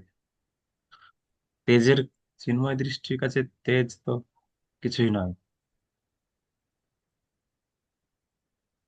উৎসাহময়ী মাতাজি। হরে কৃষ্ণ প্রভু, প্রণাম। এখানে প্রভুপাদ একটা তাৎপর্য প্রভু বলেছেন যে উম, অর্জুন বিশ্বরূপ দর্শনে আগ্রহী ছিলেন না, হুম তবু ভগবান তাকে বিশ্বরূপ দেখানোর জন্যই দিব্য দৃষ্টি দিচ্ছেন। হুম আর এই তাৎপর্যের প্রথম যে স্ট্যান্ডাটা প্রভু আমি একটু বুঝতে পারিনি, আগে পড়েছি, আমি সেটা তাৎপর্যটা জানার জন্য আপনাকে বলছি, বলে দেওয়ার জন্য বলছি। হুম রূপালী মাতাজি। হরে কৃষ্ণ, প্রণাম প্রভু। প্রণাম। বুদ্ধি, বলুন। বিবেকের সাহায্যে দেখা, বুদ্ধির সাহায্যে দেখা। তাহলে অর্জুনের বুদ্ধির অভাব আছে এখন নাকি? না মানে এটা দিব্য চক্ষু হচ্ছে এমনি এমনি ইয়ে চোখ, আর ওইটা হচ্ছে বিবেক বুদ্ধির সাহায্যে দেখা। আচ্ছা, তারপর যে শ্রীকৃষ্ণের দ্বিভুজ শ্যামসুন্দর রূপ ছাড়া অন্য কোন রূপ ভগবানের শুদ্ধ ভক্ত দর্শন করতে চান না। তো এই কথাটা থেকে কি বোঝা যাচ্ছে এই লাইনটা থেকে? যে অর্জুন ভগবানের যে রূপ দেখছেন সেই রূপটা হচ্ছে সব থেকে শ্রেষ্ঠ, এর থেকে উন্নত রূপ হয় না। তাহলে বিশ্বরূপটা এর থেকে আরো অনুন্নত রূপ। কেন? আগেই বলা হয়েছিল যে বিশ্বরূপটা হচ্ছে চিন্ময় জগতের রূপ নয়। এই বিশ্বরূপটাই জড় জগতে ভগবান কিভাবে রয়েছেন সেটা সেটা রূপ। জড় জগতে এর প্রকট হয় অপ্রকট হয়। এটা চিন্ময় জগতের কোনো নিত্য রূপ নয়। যেমন ভগবানের আর যা যা রূপ, নৃসিংহ রূপ, বামন রূপ, রাম রূপ, বরাহ, যত রূপ আছে সেগুলো সব নিত্য। চিন্ময় জগতে এই নিত্য রূপে ভগবান রয়েছেন বিভিন্ন বৈকুণ্ঠের বিভিন্ন বৈকুণ্ঠে তিনি এই রূপে রয়েছেন। কিন্তু এই বিশ্বরূপটা কোনো নিত্য রূপ নয়। তাহলে সেটা ভগবান শ্রীকৃষ্ণের যে অরিজিনাল রূপ যেটা অর্জুন দেখছেন তার থেকে অনেক অনুন্নত রূপ। তাহলে সেই রূপ দর্শন করার জন্য অর্জুনের কি দৃষ্টি প্রয়োজন? অর্জুন তো সম্পূর্ণ চিন্ময় দৃষ্টিতে রয়েছে, তার চিন্ময় দৃষ্টি রয়েছে, যার জন্য তিনি কৃষ্ণকে, দেবজ মুরলীধারীকে দেখতে পাচ্ছেন। তাহলে এই যে দিব্য চক্ষু প্রদান করছেন, এই দিব্য চক্ষুটা হচ্ছে দেবতাদের চক্ষু, দেবতাদের দৃষ্টি। অর্জুনকে কৃষ্ণ দিব্য দৃষ্টি মানে এখানে দেবতাদের দৃষ্টি প্রদান করছেন, যে দেবতাদের দৃষ্টিটা চিন্ময় দৃষ্টি থেকে অনেক নিচে, অনুন্নত। সেই দৃষ্টি দিয়ে, কেননা দেবতারা হচ্ছে এই জড়জগতের অধিষ্ঠাত্রী, তো সেই জন্য এই আর বিশ্বরূপটা হচ্ছে জড়জগতের বিভিন্ন রূপের। তো সেই জন্য এই জড়জগতের একটা রূপকে দর্শন করাবেন। তাহলে চিন্ময় রূপ, চিন্ময় দৃষ্টি থাকলে হবে না, অর্জুনকে জড়জাগতিক দিব্য দৃষ্টি দিতে হচ্ছে। সেই জন্য অর্জুনকে ভগবান বলছেন যে তোমার নিজের চক্ষুর দ্বারা আমাকে দর্শন করতে সক্ষম হবে না। নিজের নিজের চক্ষু বলতে অর্জুনের নিজের চক্ষুটা হচ্ছে চিন্ময় চক্ষু, সেই চক্ষু দিয়ে ভগবানকে দর্শন, বিশ্বরূপকে দর্শন করা যাবে না। যেমন যদি কোনো ভক্ত উত্তম স্তরে চলে যায়, কনিষ্ঠ ভক্ত, মধ্যম ভক্ত, উত্তম ভক্ত, কোনো ভক্ত যখন উত্তম স্তরে চলে যায় তখন তিনি আর উম, আহ, কোনো কোনো দোষ দর্শন করতে পারেন না, কারো কোনো দোষ দর্শন করতে পারেন না। সবকিছু তিনি গুণ দর্শন করেন, সবার মধ্যে গুণ দর্শন করেন, কোনো দোষ দর্শন করতে পারেন না, মানে তার দৃষ্টিটাই পাল্টে গেছে উত্তম স্তরের ভক্ত যারা। তো তদ্রূপ অর্জুন চিন্ময় দৃষ্টি পেয়ে গেছে, এই দৃষ্টি দিয়ে জড়জাগতিক একটা বিশ্বরূপকে তিনি দেখতে পারবেন না। ভক্ত ভগবানের কৃপার প্রভাবেই তার বিশ্বরূপ দর্শন করতে পারেন, তার মনের দ্বারা নয়। কিন্তু তিনি দর্শন করেন দিব্য দৃষ্টির মাধ্যমে। এই দিব্য দৃষ্টিটাই হচ্ছে এই শ্রীকৃষ্ণের বিশ্বরূপ দর্শন করার জন্য অর্জুনকে তার মনোবৃত্তির পরিবর্তন করার কথা বলা হয়নি। এই যে একজন বলছিলেন দৃষ্টিভঙ্গির কথা বলছিলেন না, দেখুন ওর প্রভুপাদ বলছে না, মনোবৃত্তি পরিবর্তনের কথা বলা হয়নি। তার দৃষ্টি পরিবর্তন করতে বলা হয়েছে। দৃষ্টি, চোখের দৃষ্টিটাই পরিবর্তন করতে হবে। শ্রীকৃষ্ণের বিশ্বরূপ তেমন গুরুত্বপূর্ণ নয়, সেই কথা পরবর্তী শ্লোকগুলিতে স্পষ্টভাবে বর্ণনা করা হবে। তবু অর্জুন যেহেতু তা দেখতে চেয়েছিলেন, তাই ভগবান তার সেই রূপ দর্শনের জন্য প্রয়োজনীয় দিব্যচক্ষু তাকে দান করেছিলেন। প্রয়োজনীয় দিব্যচক্ষু।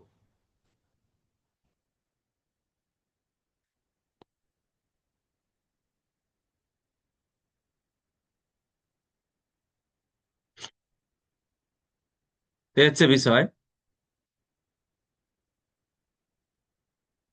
লাস্টে বলছেন,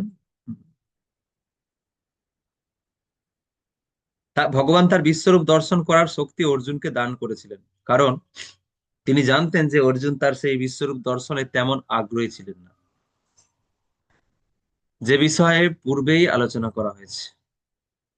তাহলে অর্জুন যে বিশ্বরূপ দর্শন করতে চাইছেন, এটাও কৃষ্ণের ইচ্ছায়। কৃষ্ণই অর্জুনকে বিশ্বরূপ দর্শন করার জন্য ইচ্ছা শক্তি দিয়েছিলেন। কারণ অর্জুন কৃষ্ণের বিশ্বরূপ দর্শনে অতটা আগ্রহী নন। কিন্তু ভগবান, সাধারণ মানুষের কাছে, জনসমাজের কাছে একটা দৃষ্টান্ত স্থাপন করতে হবে, যাতে কেউ ভণ্ড তারা ভগবান বলে জাহির করতে না পারে।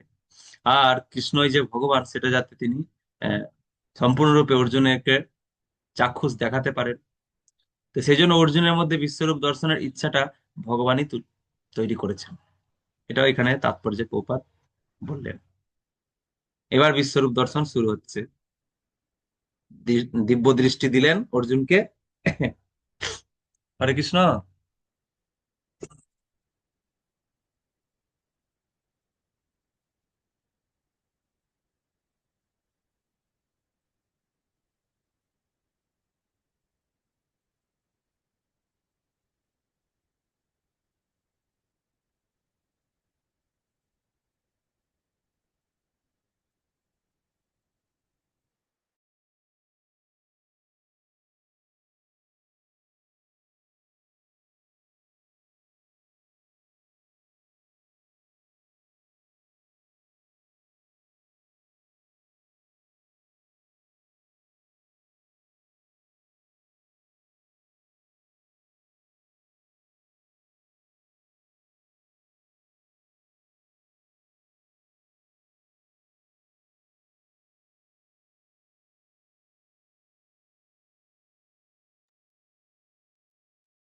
সঞ্জয় উবাচ এবমুক্ত্বা ততো রাজন মহাযোগেশ্বর হরি দর্শয়ামাসু পার্থায় পরমং রূপম ঐশ্বরম।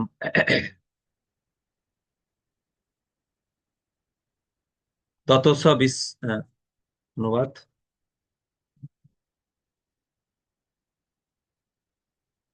সঞ্জয় বললেন, হে রাজন, এভাবে বলার পর মহান যোগেশ্বর ভগবান শ্রীকৃষ্ণ অর্জুনকে তার বিশ্বরূপ দেখালেন। অনেক বক্ত্র নয়নম অনেকাদ্ভুত দর্শনম অনেক দিব্য ভরণং দিব্যনেকদ্যতায়ুধম দিব্যমালাম বরধরং দিব্যগন্ধানুলেপনম সর্বাশ্চর্যময়ং দেবম অনন্তং বিশ্বতো মুখম। অর্জুন সেই বিশ্বরূপে অনেক মুখ, অনেক নেত্র ও অনেক অদ্ভুত দর্শনীয় বস্তু দেখলেন। সেই রূপ অসংখ্য দিব্য অলঙ্কারে সজ্জিত ছিলেন এবং অনেক উদ্ধত দিব্য অস্ত্র ধারণ করেছিলেন। সেই বিশ্বরূপ দিব্য মালা ও দিব্য বস্ত্রে ভূষিত ছিলেন এবং তার অঙ্গ দিব্য গন্ধ দ্বারা অনুলিপ্ত ছিল। সবই ছিল অত্যন্ত আশ্চর্যজনক, জ্যোতির্ময়, অনন্ত ও সর্বব্যাপী। তার মানে দেখুন, এই বিশ্বরূপ দেখছেন অর্জুন, তার সঙ্গে ভগবানের শরীর থেকে যে সুগন্ধ আসছে সেটাও ঘ্রাণ নিচ্ছেন। তাহলে এটা শুধু একটা ভগবানের শরীরে একটা পর্দার মধ্যে যে ভিডিও হচ্ছে তা কিন্তু নয়,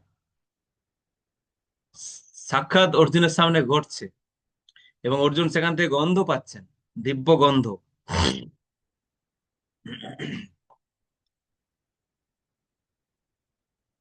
অনেক হাত, অনেক মুখ, অনেক নেত্র, এসব কিছু দেখছেন। বহু অস্ত্র ধারণ করে আছেন ভগবান। দিবি সূর্য সহস্র ভবেদ যুগপদ উত্থিতা যদি ভাসদৃশি সা স্যাৎ ভাসন তস্য মহাত্মনঃ। যদি আকাশে সহস্র সহস্র সূর্য যুগপৎ উদিত হয়, তাহলে তার দীপ্তি সেই মহান বিশ্বরূপের প্রভাব সমতুল্য হতে পারে। একটা সূর্য, যদি এই গরমকাল আসছে, একেবারে বৈশাখ জ্যৈষ্ঠ কাঠফাটা রোদ, দুপুর বেলায় আমরা বেরোতে পারি না ঘর থেকে, একটা সূর্যের তেজ কি মারাত্মক, দাঁড়ানো যায় না, অথচ কত কোটি কিলোমিটার দূরে আমরা আছি। তাহলে অর্জুনের সামনে, একেবারে সামনে, বলছে হাজার হাজার সূর্য একসঙ্গে উদিত হলে যেরকম দীপ্তি নির্গত হয়, সেই রকম দীপ্তি সেখানে প্রকাশিত হচ্ছে। তত্রৈকস্থং জগৎকৃৎস্নং প্রবিভক্ত মনে কথা কথা অপশ্যদ্দেব দেবস্য শরীরে পাণ্ডবস্তদা। তখন অর্জুন পরমেশ্বর ভগবানের বিশ্বরূপে বহু প্রকারে বিভক্ত সমগ্র জগৎকে একত্রে অবস্থিত অবস্থায় দেখলেন। বহু প্রকারে বিভক্ত মানে, মানে এই যে 14টা লোক আছে, হুম, সেই 14টা লোক উপরে, উপর থেকে নিচে অব্দি সাজানো রয়েছে, বিভক্ত করা রয়েছে। তো সেইগুলোকে সমস্ত লোক কোথায় কি হচ্ছে অর্জুন একসঙ্গে দেখছে, পাশাপাশি একদম। যেমন এই যে আপনারা কেউ আছেন আহ, গড়বেতায়, কেউ আছেন রোড চন্দ্রকানায়, কেউ আছেন ক্ষীরপায়, কেউ আছেন ঘাটাল, কেউ আছেন বেলদা, কেউ আছেন রায়পুর, কোথায় কোথায় সব রয়েছেন, আলাদা আলাদা থানা বিভক্ত করা আছে, কিন্তু আপনাদেরকে একসঙ্গে দেখতে পাচ্ছি এখানে ভিডিওতে, একই পর্দায় একবারে পাশাপাশি একসঙ্গে দেখতে পাচ্ছি। এরকম অর্জুনও ভগবান শ্রীকৃষ্ণের মধ্যে এই সমস্ত লোককে পাশাপাশি দেখছেন, কোথায় কি চলছে।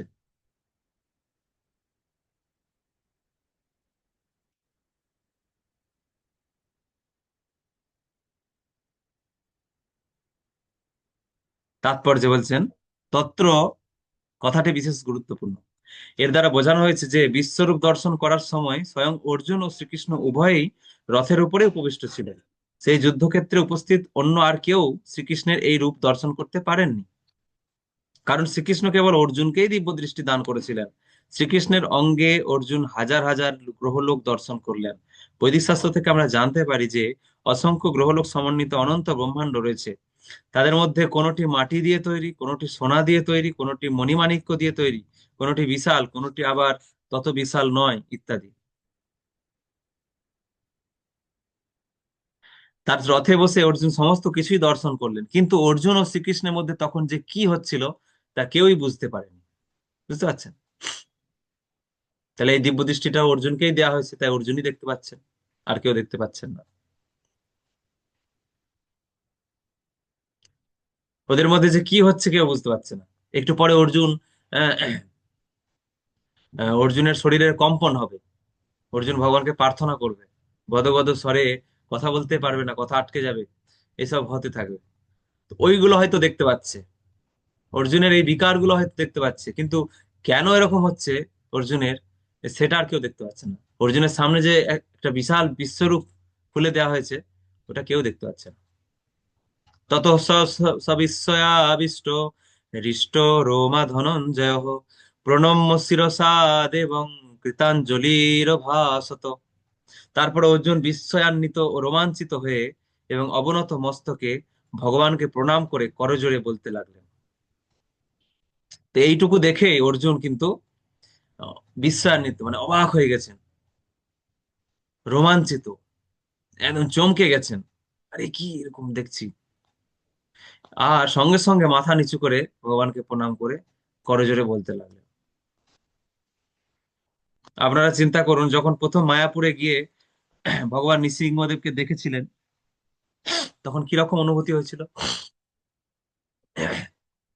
যারা যারা কোনো ছবিতে দেখেননি, মায়াপুরে সাক্ষাৎ নৃসিংহদেবকে দেখার আগে কোনো ছবিতে দেখেননি, ডাইরেক্ট একদম মায়াপুরে দেখেছিলেন, কিরকম অনুভূতি হয়েছিল? একটু ভয় পাচ্ছে, চমকে গেলেন, এরকম কিরকম রূপ রে বাবা ভগবানের। সঙ্গে সঙ্গে আবার হাত জোর করে ভয়ে প্রণাম করলেন, দণ্ডবাদ দিলেন।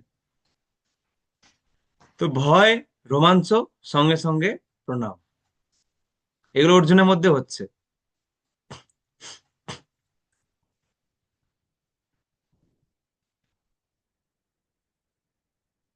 প্রপাত বলছেন অর্জুনের মধ্যে আহ, অর্জুন আর শ্রীকৃষ্ণের মধ্যে সখ্য রসের ভাব ছিল পূর্বে, সখ্য রস ছিল। তো এখন অর্জুনের মধ্যে উম, অদ্ভুত রস চলে এসেছে, অদ্ভুত রস। তাৎপর্য বলছেন 12টি রসের কথা বলা হয়েছে শাস্ত্রে, 12টি রসের কথা বলা হয়েছে, তার সব কয়টি শ্রীকৃষ্ণের মধ্যে বর্তমান। 12টি রস কি কি? আহ শান্ত, দাস্য, সখ্য, মাধুর্য, উম, বাৎসল্য, এই 5টা মুখ্য। হুম। এছাড়াও আরো 7টা রস আছে, শাস্ত্রে বলা আছে।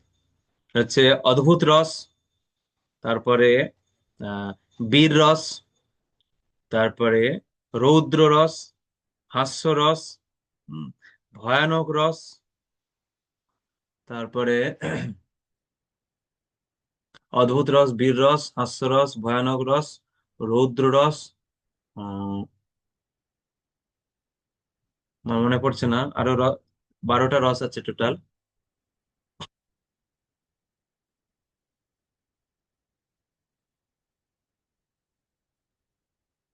এটা আমরা ভক্তিরস অমৃত সিন্ধুতে যখন যাব, ভক্তিরস অমৃত সিন্ধুতে যখন যাব, ওখানে এই 12টা রসের বর্ণনা রয়েছে। তো এইভাবে অদ্ভুত রস তার মধ্যে একটা।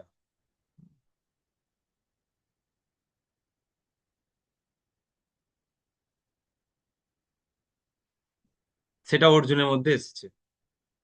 এই রসের প্রভাবে অর্জুন খুব ধীর স্থির ও শান্ত হওয়া সত্ত্বেও আত্মহারা হয়ে পড়েন। তিনি রোমাঞ্চিত হয়ে গীতাঞ্জলি পুটে বারবার ভগবানকে প্রণাম করতে থাকেন। অবশ্যই তিনি ভীত হননি, তিনি পরমেশ্বর ভগবানের অত্যাশ্চর্য ঐশ্বর্য দর্শনে বিস্ময়ান্বিত হয়ে গেছিলেন, অবাক হয়ে গেছিলেন। তার তাৎক্ষণিক অভিব্যক্তি ছিল বিস্ময়। ভগবানের প্রতি তার স্বাভাবিক সখ্য ভাব বিস্ময়ের দ্বারা আচ্ছাদিত হয়ে পড়ে, তাই তিনি এরকম আচরণ করছিলেন। অর্জুন উবাচ, এবার অর্জুন ভগবানকে স্তুতি করছেন।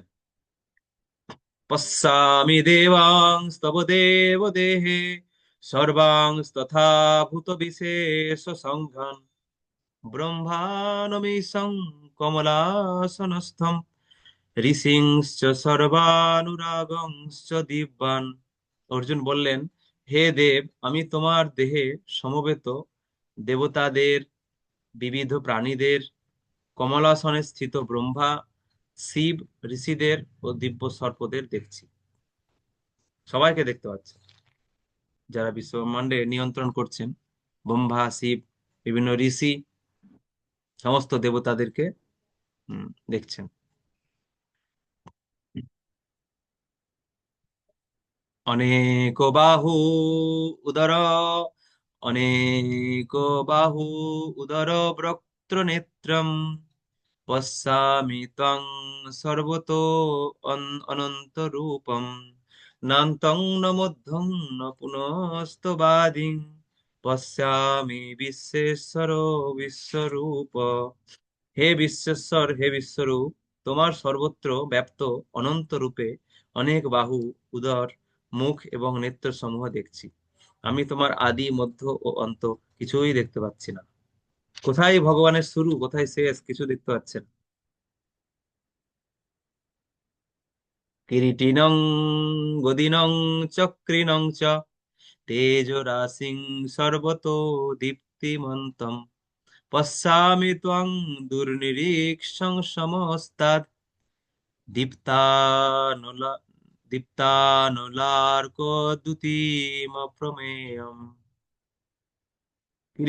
কিরীট শোভিত, গদা এবং চক্রধারী, সর্বত্র দীপ্তিমান, তেজপুঞ্জ সমন্বিত, দুর্নিরীক্ষ, প্রজ্বলিত অগ্নি ও সূর্যের মতো প্রভাবিশিষ্ট এবং অপ্রমেয় স্বরূপ তোমাকে আমি সর্বত্র দেখছি।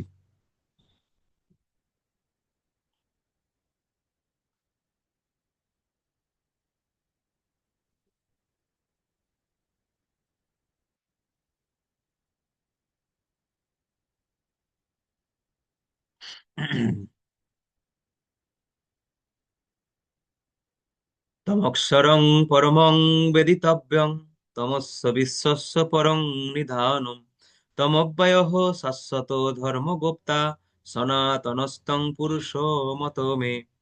তুমি পরম ব্রহ্ম এবং একমাত্র জ্ঞাতব্য, তুমি সমগ্র বিশ্বের পরম আশ্রয়, তুমি অব্যয় সনাতন ধর্মের রক্ষক এবং সনাতন পরম পুরুষ, এটি আমার অভিমত। তাহলে অর্জুন যা যা দেখছেন সে অনুযায়ী বলছেন। তিনি দেখছেন যে সত্যি তোমার থেকেই তো সবকিছু সৃষ্টি হয়েছে, আমি যা দেখতে পাচ্ছি। হুম। সমস্ত বিশ্ব তোমাতেই রয়েছে, তুমি সমস্ত বিশ্বের আশ্রয়, সনাতন ধর্মের রক্ষক, তুমি অব্যয়।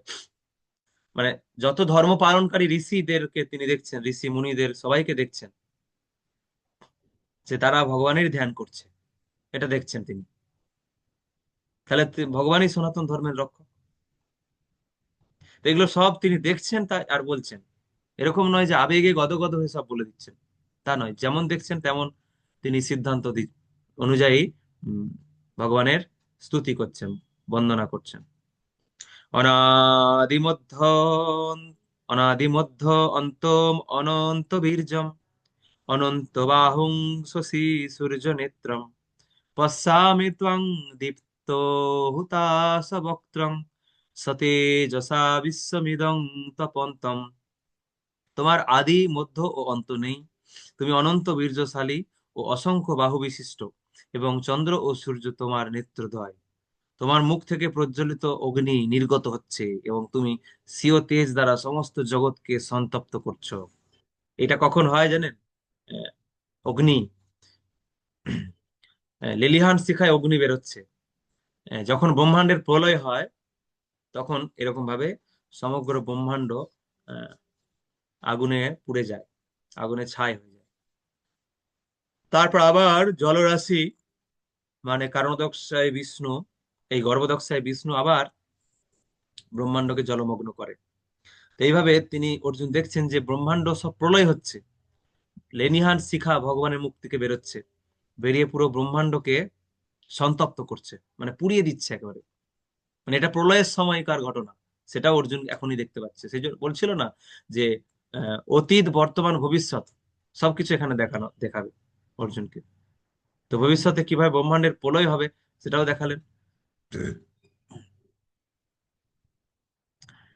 দেব দৌ দৌ আহ, দেবা পৃথিবীরিদমন্তরং হি ব্যাপ্তং ত্বয়িকেন দিশশ্চ সর্বাঃ দৃष्ट्वाद्भुतं রূপমুগ্রং তবেদং লোকত্রয়ং প্রব্যথিতং মহাত্মন।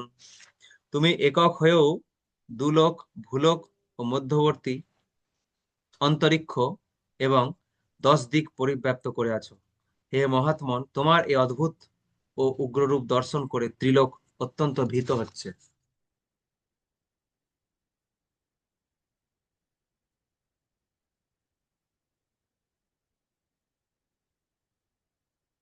মানে ভগবানের এই যে কাল রূপ, মৃত্যু রূপ, হুম, উগ্র রূপ, অদ্ভুত রূপ, ত্রিলোক অত্যন্ত ভীত হচ্ছে। মানে যারা মৃত্যু পথযাত্রী তারা এই ভগবানের এই রূপ দর্শন করে, সেই রূপটাও অর্জুনকে দেখাচ্ছেন। সর্বগ্রাসী যে রূপটা মৃত্যুর সময়, কাল রূপ, সেই রূপও আহ, যারা মৃত্যু পথযাত্রী তারা সেই রূপ দর্শন করে ভয় পাচ্ছে, তাও অর্জুন দেখছেন এখানে।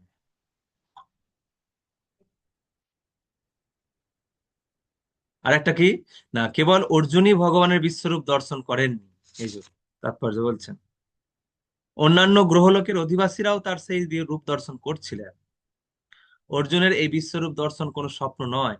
ভগবান যাদের দিব্য দৃষ্টি দান করেছিলেন তারা সকলেই যুদ্ধক্ষেত্রে সেই বিশ্বরূপ দর্শন করেছিলেন।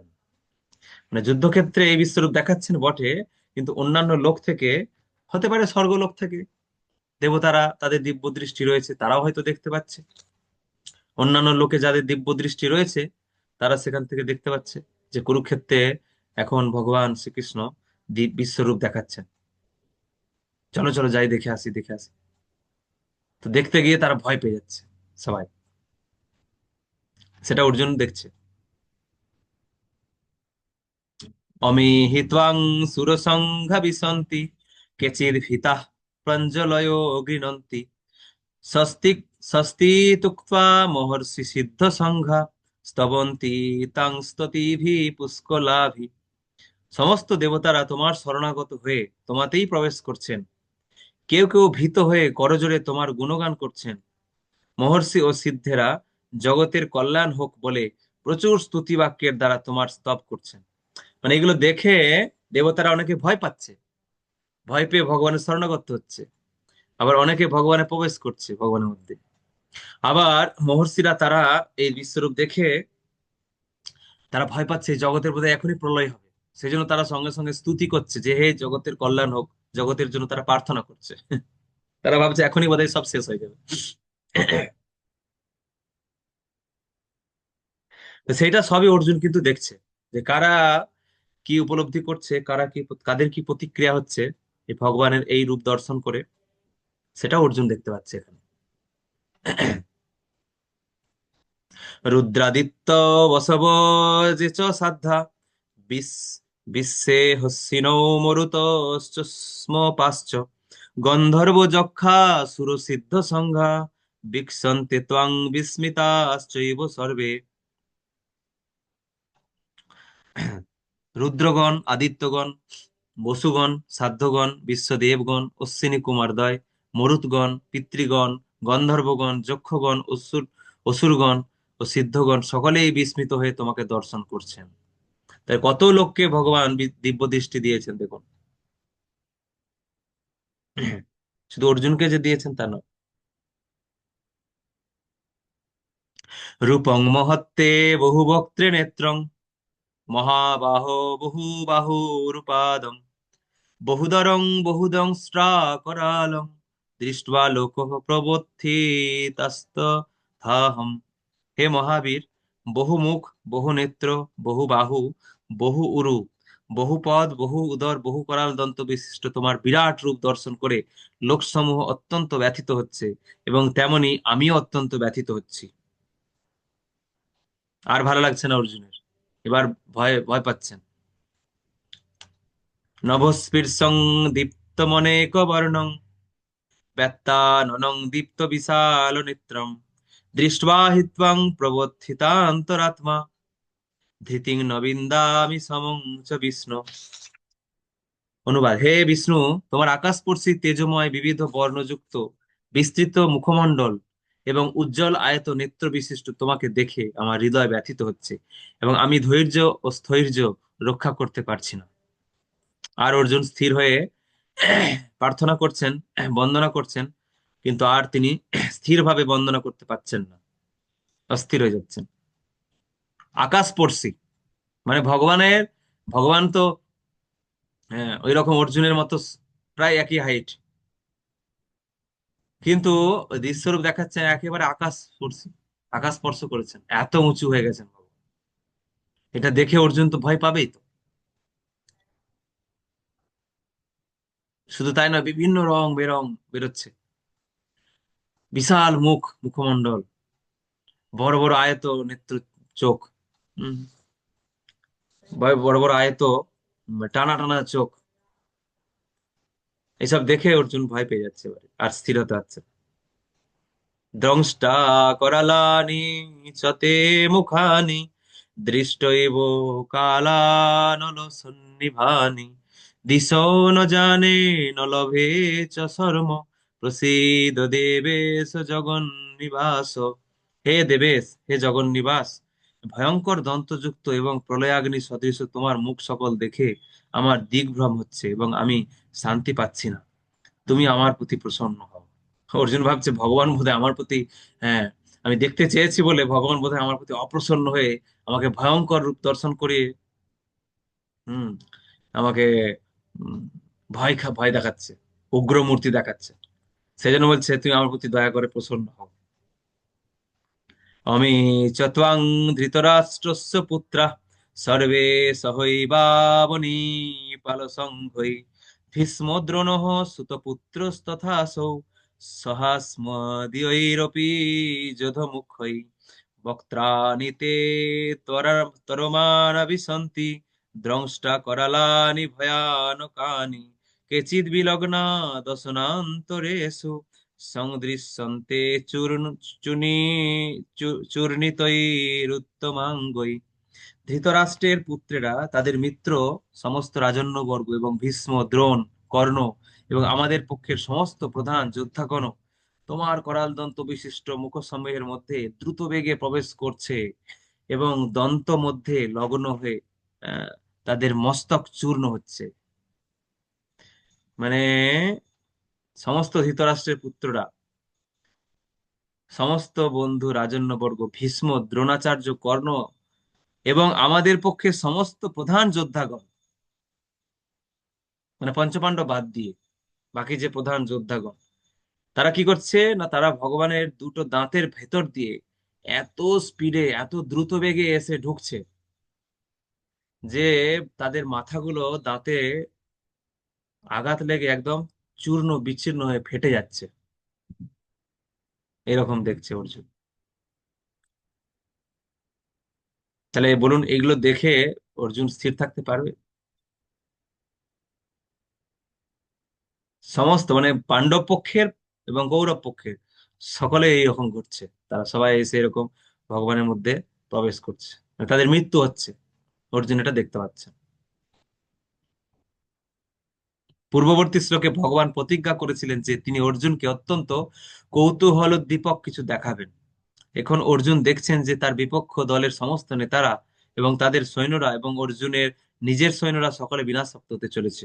এর থেকে বোঝা যাচ্ছে কুরুক্ষেত্রে সমবেত প্রায় সকলেরই মৃত্যুর পর অর্জুনই জয়যুক্ত হবেন। এখানে আরো উল্লেখ করা হয়েছে যে অপরাজেয় ভীষ্ম বিনাশপ্রাপ্ত হবেন, তেমনি কর্ণও বিনাশপ্রাপ্ত হবেন।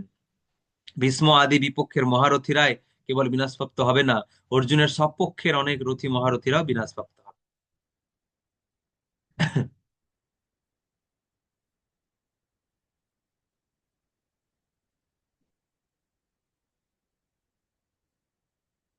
বলুন তাড়াতাড়ি। প্রণাম প্রভু। এখানে পূর্ববর্তী শ্লোক বলতে কত নম্বর শ্লোকের কথা বলা হয়েছে? হ্যাঁ, ওইটা আমিও চিন্তা করছি, দেখতে হবে কোন শ্লোকে প্রতিজ্ঞা করেছিলেন ভগবান যে অর্জুনকে দেখাবেন। ওটা খুঁজে দেখতে হবে। হুম।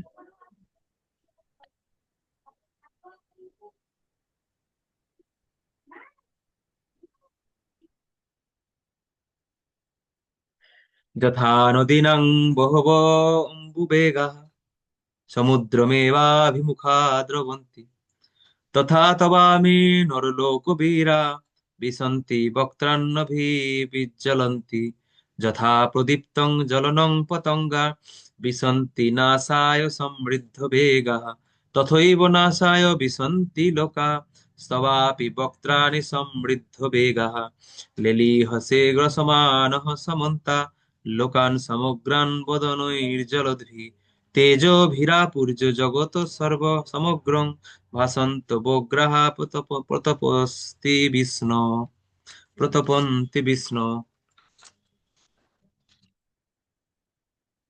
নদী সমূহ যেমন সমুদ্র অভিমুখে প্রবাহিত হয়ে সমুদ্রে প্রবেশ করে, তেমনি নরলোকের বীরগণ তোমার জ্বলন্ত মুখবিবরে প্রবেশ করছে। পতঙ্গগণ যেমন প্রবল বেগে ধাবিত হয়ে মরণের জন্য জ্বলন্ত অগ্নিতে প্রবেশ করে, তেমনি এই মানুষেরাও মৃত্যুর জন্য প্রবল বেগে তোমার মুখবিবরে প্রবেশ করছে। হে বিষ্ণু, তুমি তোমার জ্বলন্ত মুখসমূহের দ্বারা লেহন পূর্বক সকল লোককে গ্রাস করছো এবং তোমার প্রদীপ্ত তেজরাশির দ্বারা সমগ্র জগৎকে আবৃত করে সন্তপ্ত করছো। মানে জ্বলন্ত মুখসমূহের দ্বারা লেহন পূর্বক, মানে জীবটা বের করে একদম এরকম ভাবে, জীব যেমন মা কালী যেমন জীব বের করে থাকে, এরকম জীব বের করে সমস্ত লোক সমূহকে, জীব জীবকে কম্পন কম্পন করে সমস্ত লোক সমূহকে গ্রহণ করছেন ভগবান। ভয়ঙ্কর দৃশ্য।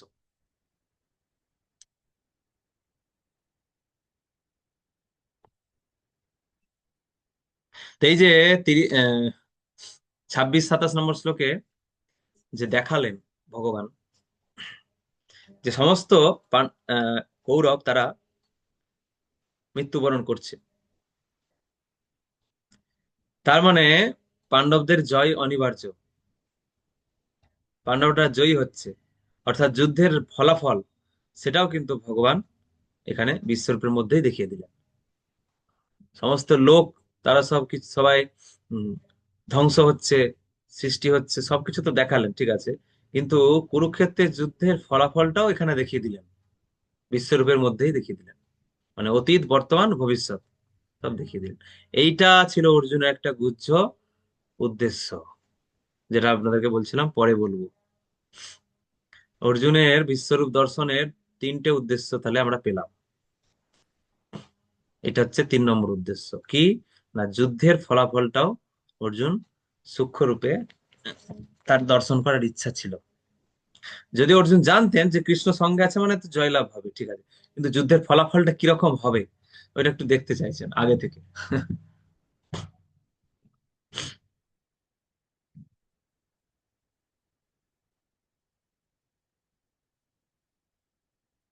যেমন দেখবেন, ছোটবেলায় আমরা খেলা দেখতাম, ক্রিকেট খেলা দেখতাম, কোনো কোনো ম্যাচ হয়তো বোঝাই যাচ্ছে যে ভারত জিতবে, এই ম্যাচটাতে আর কিছু করার নেই, ইন্ডিয়া জিতবে অবশ্যম্ভাবী, তো তারপরেও টিভি চ্যানেল খুলে বসে থাকতাম যে শেষটা দেখবো।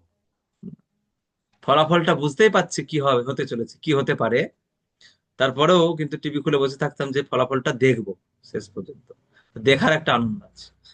সেরকম অর্জুন জানে যে পাণ্ডব, বা জানেন যে কৃষ্ণ আমাদের সঙ্গে আছে, মানে আমরা জিতবো, জয়লাভ করবো, ঠিক আছে, তারপরে ওর রেজাল্টটা একটু দেখতে চাইছেন আগে থেকে, সুযোগ পেয়েছেন সেজন্য উম, বিশ্বরূপ দর্শনের মাধ্যমে যদি ওইটা একবার দেখা যায়।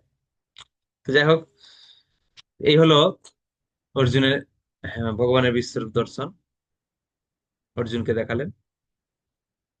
এবার অর্জুন উম, ভয় পেয়ে ভগবানের কাছে আকুতি করছেন, আখ্যাহি মে মেকো ভবানুগ্র রূপ, নমস্ততে দেববর প্রসীদ, বিজ্ঞাতি বিজ্ঞাতুমিচ্ছামি ভবন্তমাদ্যং নহি প্রজানামি তব প্রবৃত্তিম।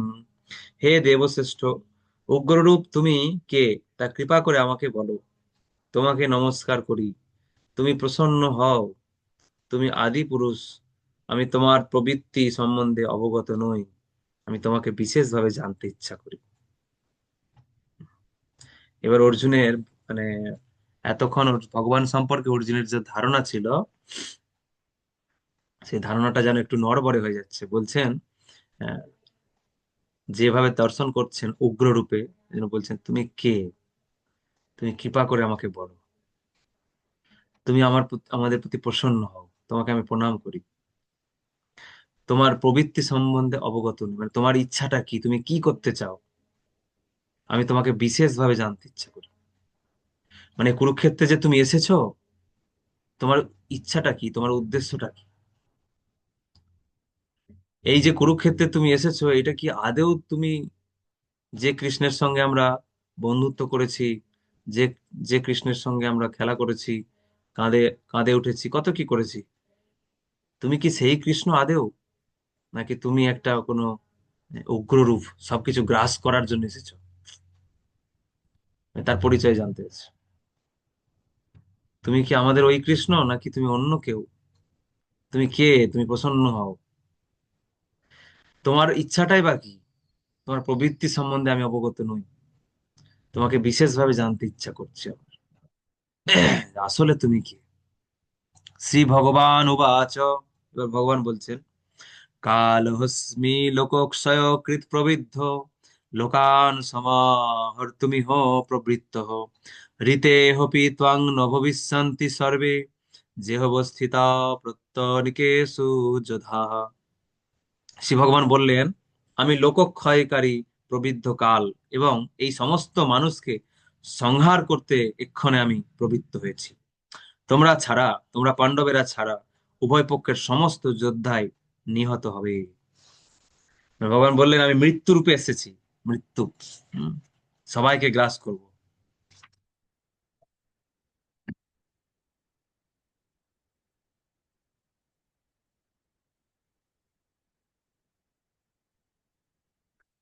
তাহলে আসলে তাৎপর্য বলছেন,